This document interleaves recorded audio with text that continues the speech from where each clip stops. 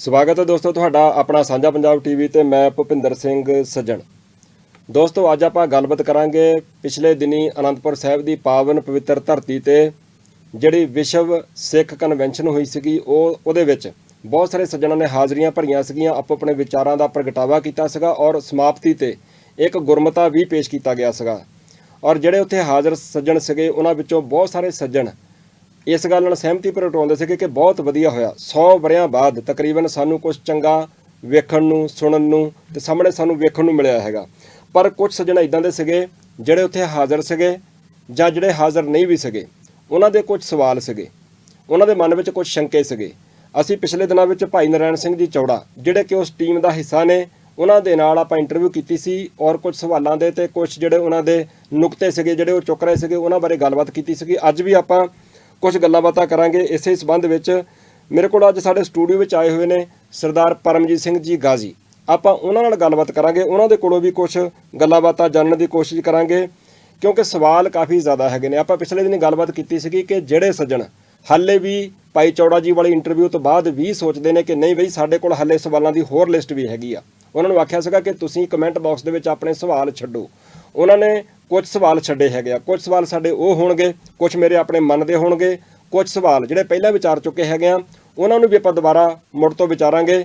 ਫਿਰ ਬੇਨਤੀ ਕਰਨੀ ਚਾਹੂੰਗਾ ਕਿ ਇਸ ਇੰਟਰਵਿਊ ਤੋਂ ਬਾਅਦ ਵੀ ਜਿਨ੍ਹਾਂ ਸੱਜਣਾਂ ਦੇ ਮਨ ਵਿੱਚ ਕੁਝ ਸ਼ੰਕੇ ਜਾਂ ਕੁਝ ਸਵਾਲ ਰਹਿ ਜਾਣਗੇ ਉਹ ਵੀ ਜ਼ਰੂਰ ਕਮੈਂਟ ਬਾਕਸ ਦੇ ਵਿੱਚ ਜਾ ਕੇ ਕਮੈਂਟ ਕਰਿਓ। ਅਸੀਂ ਤੁਹਾਡੇ ਸਵਾਲਾਂ ਦੇ ਜਵਾਬ ਵੀ ਮੁੜ ਤੋਂ ਲੈਣ ਦੀ ਕੋਸ਼ਿਸ਼ ਕਰਾਂਗੇ। ਗਾਜੀ ਸਾਹਿਬ ਸਵਾਗਤ ਹੈ ਜੀ ਤੁਹਾਡਾ। ਵਾਹਿਗੁਰੂ ਜੀ ਕਾ ਖਾਲਸਾ, ਵਾਹਿਗੁਰੂ ਜੀ ਕੀ ਫਤਿਹ। ਮਿਹਰਬਾਨੀ। ਗਾਜੀ ਜੀ ਕੀ ਕਹਿਣਾ ਚਾਹੁੰਦੇ ਹੋ? ਮੈਨੂੰ ਲੱਗਦਾ ਕਿ ਬਹੁਤ ਸਾਰੇ ਸੱਜਣਾਂ ਨੇ ਤੇ ਸ਼ਲਾਘਾ ਕੀਤੀ ਹੈ, ਬਕਾਇਦਾ ਸਾਨੂੰ ਵੀ ਸਟੂਡੀਓ 'ਚ ਫੋਨ ਕਰਕੇ ਆਖਿਆ ਕਿ ਜਿਹੜਾ ਉੱਥੇ ਕਾਰਜ ਹੋਇਆ ਸੀਗਾ ਤੁਸੀਂ ਆਪਣੇ ਚੈਨਲ ਦੇ ਉੱਪਰ ਵੀ ਉਹ ਸਾਰਾ ਗੁਰਮਤਾ ਵੀ ਤੁਸੀਂ ਪਾਇਆ ਹੈਗਾ ਵੀ ਸਾਨੂੰ ਬਹੁਤ ਚੰਗਾ ਲੱਗਾ। ਪਰ ਕੁਝ ਸੱਜਣ ਇਤਰਾਜ਼ ਵੀ ਜ਼ਾਹਰ ਕਰਦੇ ਆ, ਉਹ ਕਹਿੰਦੇ ਕਿ ਸਾਨੂੰ ਬੁਲਾਇਆ ਨਹੀਂ ਗਿਆ। ਕਈ ਸੱਜਣ ਕਹਿੰਦੇ ਕਿ ਜਿਹੜੀ ਉਹ ਟੀਮ ਹੈਗੀ ਆ ਉਹਨਾਂ ਵਿੱਚ ਆਪਣੇ ਆਪ ਉਹਨਾਂ ਦੇ ਵਿੱਚ ਵੀ ਊਣਤਾਈਆਂ ਹੈਗੀਆਂ ਨੇ ਵੀ ਪਹਿਲਾਂ ਉਹ ਆਪਣੇ ਆਪ ਨੂੰ ਠੀਕ ਕਰਨ। ਕਈ ਸੱਜਣ ਇਹ ਗੱਲ ਕਰ ਰਹੇ ਸੀਗੇ ਵੀ ਸ਼ਾਇਦ ਕੋਈ ਨਵਾਂ ਜਥੇਦਾਰ ਉਹਨਾਂ ਨੇ ਘੜ ਕੇ ਸਾਹਮਣੇ ਰੱਖ ਦੇਣਾ ਹੈਗਾ।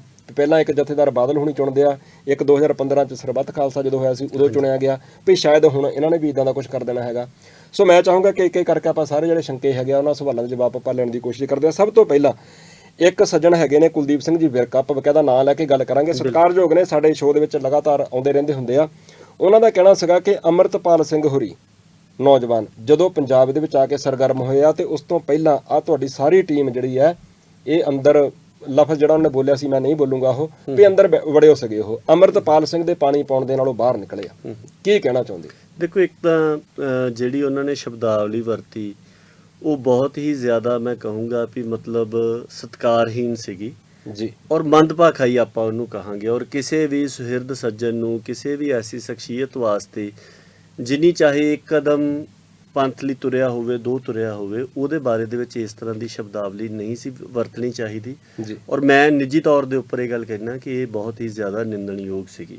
ਦੂਸਰੀ ਗੱਲ, ਜਿਹੜੀ ਗੱਲ ਉਹਨਾਂ ਨੇ ਇਹ ਕਹੀ ਹੈ ਕਿ ਅੰਦਰ ਵੜੇ ਹੋਏ ਸੀ ਔਰ ਕਿਸੇ ਦੇ ਆ ਕੇ ਪਾਣੀ ਦੇਣ ਦੇ ਕਾਰਨ ਬਾਹਰ ਆਏ ਆ, ਉਹ ਮੈਨੂੰ ਲੱਗਦਾ ਕਿ ਤੱਥਾਂ ਤੋਂ ਵੀ ਬਿਲਕੁਲ ਊਣੀ ਤੇ ਗਲਤ ਗੱਲ ਹੈਗੀ ਆ ਔਰ ਨਿਰਾਦਰ ਵਾਲੀ ਗੱਲ ਆ, ਨਹੀਂ ਸੀ ਹੋਣੀ ਚਾਹੀਦੀ। ਥੋੜ੍ਹਾ ਜਿਹਾ ਜੇ ਤੁਸੀਂ ਇਜਾਜ਼ਤ ਦਿਓ ਤਾਂ ਮੈਂ ਦੱਸਣਾ ਚਾਹੁੰਦਾ ਵੀ ਕਿਹੜੇ 11 ਸਿੰਘ ਨੇ ਜਿਨ੍ਹਾਂ ਨੇ ਇਹ ਇਕੱਤਰਤਾ ਬੁਲਾਈ ਸੀਗੀ। ਜ਼ਰੂਰ। ਔਰ ਉਹ ਪਿਛਲੇ 25 ਸਾਲ, ਜਿੱਦਾਂ ਉਹਨਾਂ ਨੇ ਕਿਹਾ ਕਿ 25 ਸਾਲ ਤੋਂ ਖੁੱਡਾਂ ਦੇ ਵਿੱਚ ਵੜੇ ਹੋਏ ਸੀ, ਉਹ ਦੱਸਣਾ ਚਾਹਾਂਗੇ ਵੀ 25 ਸਾਲ ਉਹ ਕੀ ਕਰ ਰਹੇ ਸੀ। ਹਾਂਜੀ ਜ਼ਰੂਰ। ਸਭ ਤੋਂ ਪਹਿਲਾਂ ਭਾਈ ਰਜਿੰਦਰ ਸਿੰਘ ਮੁਗਲਵਾਲ, ਉਹ 32 ਸਾਲ ਕੈਦ ਕੱਟ ਕੇ ਇੰਗਲੈਂਡ ਦੀ ਜੇਲ੍ਹ ਦੇ ਵਿੱਚ ਔਰ 21 ਨਵੰਬਰ 2021 ਨੂੰ ਇੰਗਲੈਂਡ ਤੋਂ ਵਾਪਸ ਆਏ ਆ। ਮੈਂ ਉਸੇ ਗੱਲ ਤੇ ਆ ਰਿਹਾ, 17 ਨਵੰਬਰ 1987 ਨੂੰ ਇੱਕ ਗੁਰੂ ਦੋਖੀ ਨੂੰ ਸੋਧਣ ਦੇ ਵਾਸਤੇ ਉਹਨਾਂ ਨੂੰ ਮਤਲਬ ਕੈਦ ਕੀਤਾ ਗਿਆ ਸੀਗਾ ਔਰ 22 ਸਾਲ ਦੀ ਕੈਦ ਤੋਂ ਬਾਅਦ ਹਕੂਮਤ ਨੇ ਉਹਨਾਂ ਨੂੰ ਕਿਹਾ ਸੀਗਾ, ਇੰਗਲੈਂਡ ਦੀ ਸਰਕਾਰ ਨੇ, ਕਿ ਜੇਕਰ ਤੁਸੀਂ ਇਸ ਗੱਲ ਦੇ ਉੱਪਰ ਅਫਸੋਸ ਜ਼ਾਹਰ ਕਰਦੇ ਹੋ, ਤੁਸੀਂ ਕਹੋ ਵੀ ਅਸੀਂ ਜੋ ਕੀਤਾ ਅਸੀਂ ਉਹਦੇ ਤੇ ਅਫਸੋਸ ਜ਼ਾਹਰ ਕਰਦੇ ਹਾਂ, ਅਸੀਂ ਗੁੱਸੇ 'ਚ ਜਾਂ ਕਿਸੇ ਵੀ ਤਰੀਕੇ ਨਾਲ ਕਰ ਰਿਹਾ ਸੀ, ਤੇ ਤੁਹਾਨੂੰ ਰਿਹਾ ਕੀਤਾ ਜਾ ਸਕਦਾ। ਔਰ ਉਹਨਾਂ ਨੇ ਲਗਭਗ ਤੁਸੀਂ ਲਾਓ ਕਿ ਜਿਹੜੀ 10-12 ਸਾਲ ਕੈਦ ਕੱਟੀ ਹੈ ਉਹ ਇਸ ਗੱਲ ਦੇ ਉੱਪਰ ਕੱਟੀ ਕਿ ਨਹੀਂ, ਉਹ ਗੁਰੂ ਦੋਖੀ ਸੀਗਾ, ਅਸੀਂ ਜੋ ਕੀਤਾ ਉਹ ਆਪਣੇ ਗੁਰੂ ਦੇ ਸਤਿਕਾਰ ਵਾਸਤੇ ਕੀਤਾ। ਜਿਹੜੇ ਭਾਈ ਸਾਹਿਬ ਇਹ ਕਹਿ ਰਹੇ ਆ ਕਿ 25 ਸਾਲਾਂ ਤੋਂ ਮਤਲਬ ਖੁੱਡਾਂ ਦੇ ਵਿੱਚ ਸੀ ਜਾਏ, ਉਹਨਾਂ ਨੂੰ ਸ਼ਰਮ ਆਉਣੀ ਚਾਹੀਦੀ ਇਸ ਗੱਲ ਦੇ ਉੱਪਰ ਕਿ ਉਹ ਗੁਰੂ ਅਦਬ ਦੇ ਵਾਸਤੇ ਇੱਕ ਗੁਰੂ ਦੋਖੀ ਨੂੰ ਸੋਧਣ ਦੇ ਲਈ 32 ਸਾਲ, ਮੇਰੀ ਜਾਣਕਾਰੀ ਦੇ ਵਿੱਚ ਸਿੱਖਾਂ ਦੇ ਵਿੱਚ ਇਸ ਤੋਂ ਲੰਬੀ ਕੈਦ ਹਾਲੀਆ ਸਮੇਂ ਦੇ ਵਿੱਚ ਕਿਸੇ ਦੀ ਨਹੀਂ ਹੈ। ਦੂਸਰੇ ਹੈਗੇ ਨੇ ਭਾਈ ਲਾਲ ਸਿੰਘ ਅਕਾਲਗੜ੍ਹ, ਜਿਹੜੇ 28 ਸਾਲ ਦੀ ਕੈਦ ਕੱਟ ਕੇ ਔਰ ਉਹ ਵੀ ਪਿਛਲੇ ਸਮੇਂ ਦੇ ਦੌਰਾਨ ਰਿਹਾ ਹੋ ਕੇ ਹਾਲੀ 2 ਸਾਲ ਵੀ ਉਹਨਾਂ ਦੀ ਰਿਹਾਈ ਨੂੰ ਨਹੀਂ ਹੋਏ। ਸੋ ਜੇ ਤੁਸੀਂ ਪੁੱਛਦੇ ਹੋ ਕਿ 25 ਸਾਲ ਉਹ ਕੀ ਕਰ ਰਹੇ ਸੀਗੇ, ਤੇ ਭਾਈ ਉਹ ਜੋ ਉਹਨਾਂ ਨੇ ਆਪਣੀ ਗ੍ਰਿਫਤਾਰੀ ਤੋਂ ਪਹਿਲਾਂ ਪੰਥ ਦੇ ਚੱਲ ਰਹੇ ਸੰਘਰਸ਼ ਦੇ ਵਿੱਚ ਯੋਗਦਾਨ ਪਾਇਆ ਸੀਗਾ, ਉਸ ਸੰਘਰਸ਼ ਦੇ ਬਦਲੇ ਇੰਡੀਆ ਦੇ ਵਿੱਚ 14 ਸਾਲ ਆਮ ਜਿਹੜੀ ਟਾਡਾ ਦਾ ਕੈਦੀ ਹੈ ਉਹਨੂੰ 14 ਸਾਲ ਬਾਅਦ ਉਹ ਰਿਹਾਈ ਦਾ ਕੇਸ ਵਿਚਾਰ ਕੇ ਰਿਹਾਈ ਦੇ ਦਿੰਦੇ ਆ ਜੀ। ਆਮ ਕੈਦੀ ਦੀ 10 ਸਾਲਾਂ ਦੇ ਵਿੱਚ ਵੀ ਜਿਹੜੀ ਰਿਹਾਈ ਦਾ ਨਕਸ਼ਾ ਆ ਉਹ ਤੋੜ ਕੇ ਰਿਹਾਈ ਦੇ ਦਿੰਦੇ ਆ। ਸੋ ਜੇ ਦੁੱਗਣੀ ਸਜ਼ਾ, 1 ਉਮਰ ਕੈਦ ਹੋਈ ਤੇ 2 ਉਮਰ ਕੈਦਾਂ ਦੀ ਮਿਆਦ ਕੱਟ ਕੇ ਆਏ, ਇਸ ਕਰਕੇ ਕਿ ਹਕੂਮਤ ਦੇ ਅੱਗੇ ਗੋਡੇ ਨਹੀਂ ਟੇਕੇ। ਔਰ ਮੈਂ ਦੱਸਣਾ ਚਾਹੁੰਦਾ ਕਿ ਕਨਿਸ਼ਕ ਕਾਂਡ ਦੇ ਮਾਮਲੇ ਦੇ ਵਿੱਚ ਭਾਈ ਲਾਲ ਸਿੰਘ ਹੁਣਾਂ ਨੂੰ ਬਕਾਇਦਾ ਜਿਹੜੀ ਕੈਨੇਡਾ ਦੀ ਖੂਫੀਆ ਏਜੰਸੀ ਸੀਗੀ ਉਹ ਆ ਕੇ ਮਿਲਦੇ ਰਹੇ, ਉਹ ਆਫਰ ਕਰਦੇ ਰਹੇ ਕਿ ਤੁਸੀਂ ਇਸ ਮਾਮਲੇ ਦੇ ਵਿੱਚ ਸਰਕਾਰੀ ਪੱਖ ਦੀ ਗਵਾਹੀ ਦੇ ਦਿਓ, ਤੁਹਾਨੂੰ ਇੱਥੋਂ ਕੱਢਣਾ, ਔਰ $2 ਕਰੋੜ ਦੀ ਆਫਰ, ਤੇ ਨਾਲ ਇਹ ਗੱਲ ਕਹੀ ਕਿ ਦੁਨੀਆ ਦੇ ਕਿਸੇ ਵੀ ਮੁਲਕ ਦਾ ਪਾਸਪੋਰਟ ਲੈ ਕੇ ਉੱਥੇ ਸੈਟਲ ਕਰਾਉਣ ਦੀ ਜ਼ਿੰਮੇਵਾਰੀ ਹੋਊਗੀ। ਪਰ ਉਹਨਾਂ ਨੇ ਕਿਹਾ ਵੀ ਨਹੀਂ, ਇਹ ਪਹਿਲੀ ਗੱਲ ਤੇ ਵੀ ਜੋ ਗੱਲ ਤੁਸੀਂ ਕਰਨ ਲਈ ਕਹਿ ਰਹੇ ਇਹ ਗੱਲ ਹੈ ਨਹੀਂ, ਇਹ ਗੱਲ ਝੂਠ ਹੈ।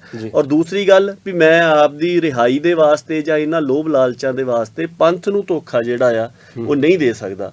ਔਰ ਇਹੀ ਕਾਰਨ ਹੈ ਕਿ ਉਹ ਭਾਈ ਲਾਲ ਸਿੰਘ 1 ਉਮਰ ਕੈਦ ਹੋਈ ਦੇ ਉੱਤੇ ਲਗਭਗ 2 ਦੇ ਬਰਾਬਰ ਦੀ ਮਿਆਦ ਕੱਟ ਕੇ ਜਿਹੜੇ ਹਾਲੀ 2 ਸਾਲ ਉਹਨਾਂ ਦੀ ਰਿਹਾਈ ਨਹੀਂ ਹੋਈ। ਔਰ ਕੋਈ ਬੰਦਾ ਇਹ ਗੱਲ ਕਹੇ ਕਿ 25 ਸਾਲਾਂ 'ਚੋਂ ਇਸ ਤਰ੍ਹਾਂ ਦੇ ਨਿਰਾਦਰਯੋਗ ਸ਼ਬਦ ਵਰਤੇ, ਇਹ ਨਿਹਾਇਤ ਮਾੜੀ ਗੱਲ ਹੈ। ਤੀਸਰੇ ਉਹਦੇ ਵਿੱਚ ਹੈਗੇ ਨੇ ਭਾਈ ਨਰੈਣ ਸਿੰਘ ਚੌੜਾ, ਜਿਹੜੇ ਉਹਨਾਂ ਥੋੜ੍ਹੀਆਂ ਸ਼ਖਸੀਅਤਾਂ ਦੇ ਵਿੱਚੋਂ ਨੇ ਕਿ ਜਿਹੜੇ 1984 ਤੋਂ ਪਹਿਲਾਂ ਦੇ ਪੰਥਕ ਸੰਘਰਸ਼ ਦੇ ਵਿੱਚ ਸਰਗਰਮ ਨੇ। 1982 ਦੇ ਵਿੱਚ ਉਹਨਾਂ ਨੇ ਅਕਾਲ ਫੈਡਰੇਸ਼ਨ ਬਣਾਈ।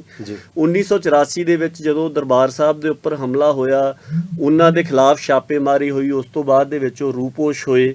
ਫਿਰ ਉਸ ਤੋਂ ਬਾਅਦ ਦੇ ਵਿੱਚ ਉਹ 1984 1 ਅਗਸਤ ਨੂੰ ਸਰਹੱਦ ਪਾਰ ਕਰ ਜਾਂਦੇ ਆ। ਸਰਹੱਦ ਪਾਰ ਕਰਕੇ ਪਾਰ ਚਲੇ ਜਾਂਦੇ, ਉੱਥੋਂ ਸੰਘਰਸ਼ ਨੂੰ ਲਾਮਬੰਦ ਕਰਨ ਦੀ ਕੋਸ਼ਿਸ਼ ਕਰਦੇ ਆ। ਮਾਰਚ 1986 ਦੇ ਵਿੱਚ ਉਹ ਵਾਪਸ ਆਉਂਦੇ ਆ। 1995 ਤੱਕ ਉਹਨਾਂ ਦੀ ਗ੍ਰਿਫਤਾਰੀ ਹੋਣ ਤੱਕ ਉਹ ਰੂਪੋਸ਼ ਵਿਚਰੇ ਨੇ। ਰੂਪੋਸ਼ ਵਿਚਰਦਿਆਂ ਹੋਇਆਂ ਜੋ ਸੰਘਰਸ਼ ਦੇ ਵਿੱਚ ਮਹਾਰਾਜ ਨੇ ਉਹਨਾਂ ਦੇ ਕੋਲੋਂ ਯੋਗ ਸੇਵਾ ਲਈ ਉਹ ਉਹਨਾਂ ਨੇ ਕੀਤੀ। 95 ਦੇ ਵਿੱਚ ਗ੍ਰਿਫਤਾਰੀ ਹੁੰਦੀ ਹੈ। ਜੋ ਹਕੂਮਤ ਵੱਲੋਂ ਕੇਸ ਪਾਏ ਜਾਂਦੇ ਉਹਨਾਂ ਕੇਸਾਂ ਦਾ ਸਾਹਮਣਾ ਕਰਦੇ ਨੇ। 97 ਦੇ ਵਿੱਚ ਕੁਝ ਕੇਸ ਬਰੀ ਹੋਣ ਤੋਂ ਬਾਅਦ, ਕੁਝ ਦੇ ਵਿੱਚ ਜ਼ਮਾਨਤ ਹੋਣ ਤੋਂ ਬਾਅਦ ਬਾਹਰ ਆਉਂਦੇ ਆ। ਉਸ ਤੋਂ ਬਾਅਦ ਜਦੋਂ ਭਾਈ ਜਗਤਾਰ ਸਿੰਘ ਹਵਾਰਾ ਆਪਣੇ ਸਾਥੀਆਂ ਦੇ ਨਾਲ ਹਰਨ ਹੁੰਦੇ ਨੇ ਬੁੜੈਲ ਜੇਲ੍ਹ ਦੇ ਵਿੱਚੋਂ, ਉਸ ਤੋਂ ਬਾਅਦ ਦੇ ਵਿੱਚ 29 ਜਨਵਰੀ 2004 ਨੂੰ ਭਾਈ ਨਰੈਣ ਸਿੰਘ ਹੁਣਾਂ ਨੂੰ ਉਸ ਕੇਸ ਦੇ ਵਿੱਚ ਭਾਈ ਹਵਾਰਾ ਹੁਣਾਂ ਨੂੰ ਹਰਨ ਹੋਣ ਦੇ ਵਿੱਚ ਮਦਦ ਕਰਨ ਦੇ ਦੋਸ਼ ਲਾ ਕੇ ਉਹਨਾਂ ਨੂੰ ਗ੍ਰਿਫਤਾਰ ਕੀਤਾ ਜਾਂਦਾ। ਅਪ੍ਰੈਲ 2005 ਦੇ ਵਿੱਚ ਉਹਨਾਂ ਦੀ ਰਿਹਾਈ ਹੁੰਦੀ ਹੈ। ਉਸ ਤੋਂ ਬਾਅਦ ਦੁਬਾਰਾ ਫੇਰ ਕੇਸ ਪਾਏ ਜਾਂਦੇ ਨੇ। 2010 ਤੋਂ ਲੈ ਕੇ 2013 ਤੱਕ ਉਹ ਰੂਪੋਸ਼ ਰਹਿੰਦੇ ਆ। 26 ਫਰਵਰੀ 2013 ਨੂੰ ਉਹਨਾਂ ਦੀ ਗ੍ਰਿਫਤਾਰੀ ਹੁੰਦੀ ਹੈ ਤੇ 2018 ਦੇ ਵਿੱਚ ਜਾ ਕੇ 5 ਸਾਲ ਬਾਅਦ ਉਹਨਾਂ ਦੀ ਰਿਹਾਈ ਹੁੰਦੀ ਹੈ। ਜਿਹੜੇ ਕੇਸ ਹਕੂਮਤ ਵੱਲੋਂ ਪਾਏ ਗਏ ਸੀ ਉਹ ਕੀਤੇ ਤੇ ਇੱਕ ਕੇਸ ਉਹਨਾਂ ਦੇ ਖਿਲਾਫ ਜਿਹੜਾ ਉਹ ਅਜੇ ਵੀ ਪੈਂਡਿੰਗ ਹੈ। ਔਰ ਜਿਹੜੇ ਜਸਵੰਤ ਸਿੰਘ ਖਾਲੜਾ ਹੋਣਾ ਨੇ ਕੇਸ ਜਿਹੜੇ ਪੁਲਿਸ ਵਾਲਿਆਂ ਦੇ ਖਿਲਾਫ ਪਵਾਏ ਸੀਗੇ, ਉਹਨਾਂ ਕੇਸਾਂ ਦੇ ਵਿੱਚ ਜੋ ਪੁਲਿਸ ਵਾਲਿਆਂ ਦੇ ਖਿਲਾਫ ਕਾਰਵਾਈ ਚੱਲ ਰਹੀ ਉਹਦੀ ਪੈਰਵਾਈ ਕਰ ਰਹੇ। ਮੇਰੇ ਖਿਆਲ ਜਿਹੜਾ ਬੰਦਾ ਵੀ ਕੋਈ ਪੰਜਾਬ ਦੇ ਵਿੱਚ ਵਿਚਰਦਾ ਆ, ਸਿੱਖ ਸਫਾਂ ਦੇ ਵਿੱਚ ਵਿਚਰਦਾ, ਪੰਥਕ ਸੰਘਰਸ਼ ਦੇ ਨਾਲ ਵਾਸਤਾ ਹੈਗਾ, ਉਹਨੂੰ ਕਹਿ ਕੇ ਦੱਸਣ ਦੀ ਲੋੜ ਨਹੀਂ ਹੈਗੀ ਕਿ ਨਰੈਣ ਸਿੰਘ ਹੁਣੀ ਕਿਸ ਤਰੀਕੇ ਦੇ ਨਾਲ ਅੱਜ ਵੀ ਉਹਨਾਂ ਮਾਮਲਿਆਂ ਦੇ ਵਿੱਚ ਸਰਗਰਮ ਹੈਗੇ ਔਰ ਲਗਾਤਾਰ ਹਰ ਪੰਥਕ ਸਰਗਰਮੀ ਦੇ ਵਿੱਚ ਰਹੇ ਆ ਜੀ। ਉਹਨਾਂ ਤੋਂ ਬਾਅਦ ਦੇ ਵਿੱਚ ਆਪਾਂ ਗੱਲ ਕਰੀਏ ਭਾਈ ਦਲਜੀਤ ਸਿੰਘ ਬਿੱਟੂ ਹੋਣਾ ਦੀ। 1984 ਦੇ ਵਿੱਚ ਉਹ ਸੰਘਰਸ਼ ਦੇ ਵਿੱਚ ਸਰਗਰਮ ਹੁੰਦੇ ਆ। ਕਿਸੇ ਨੂੰ ਦੱਸਣ ਦੀ ਜ਼ਰੂਰਤ ਨਹੀਂ ਹੈਗੀ ਕਿ ਜੋ ਪੰਥ ਦੋਖੀ, ਬਿਲਕੁਲ ਚੋਟੀ ਦੇ ਪੰਥ ਦੋਖੀ ਸੀਗੇ, ਜਿਨ੍ਹਾਂ ਨੇ ਵੱਡੇ ਜ਼ੁਲਮ ਕੀਤੇ ਸੀ, ਚਾਹੇ ਉਹ ਦਰਬਾਰ ਸਾਹਿਬ ਦੇ ਉੱਪਰ ਹਮਲਾ ਕਰਨ ਵਾਲੇ ਵੈਦਿਆ ਵਰਗੇ ਹੋਣ, ਚਾਹੇ ਉਹ ਜਿਨ੍ਹਾਂ ਨੇ ਨਵੰਬਰ ਦੇ ਵਿੱਚ ਸਿੱਖਾਂ ਦਾ ਕਤਲੇਆਮ ਜੈਨੋਸਾਈਡ ਕੀਤਾ ਸੀਗਾ। ਸੋ ਉਹਨਾਂ ਸਾਰਿਆਂ ਨੂੰ ਜੇਕਰ ਉਹਨਾਂ ਦੇ ਗੜ੍ਹ ਦੇ ਵਿੱਚ ਜਾ ਕੇ ਕਿਸੇ ਨੇ ਉਹਨਾਂ ਨੂੰ ਪੰਥਕ ਰਵਾਇਤ ਦੇ ਅਨੁਸਾਰ ਉਹਨਾਂ ਨੂੰ ਬਣਦੀ ਸਜ਼ਾ ਦਿੱਤੀ ਹੈ, ਉਹਦੇ ਵਿੱਚ ਭਾਈ ਦਲਜੀਤ ਸਿੰਘ ਹੋਣਾ ਹੀ ਉਸ ਸਾਰੇ ਜਥੇ ਦਾ ਹਿੱਸਾ ਰਹੇ। 2005 ਦੇ ਵਿੱਚ ਪਹਿਲੀ ਵਾਰ ਉਹ ਪੈਰੋਲ ਦੇ ਉੱਪਰ ਆਉਂਦੇ ਆ।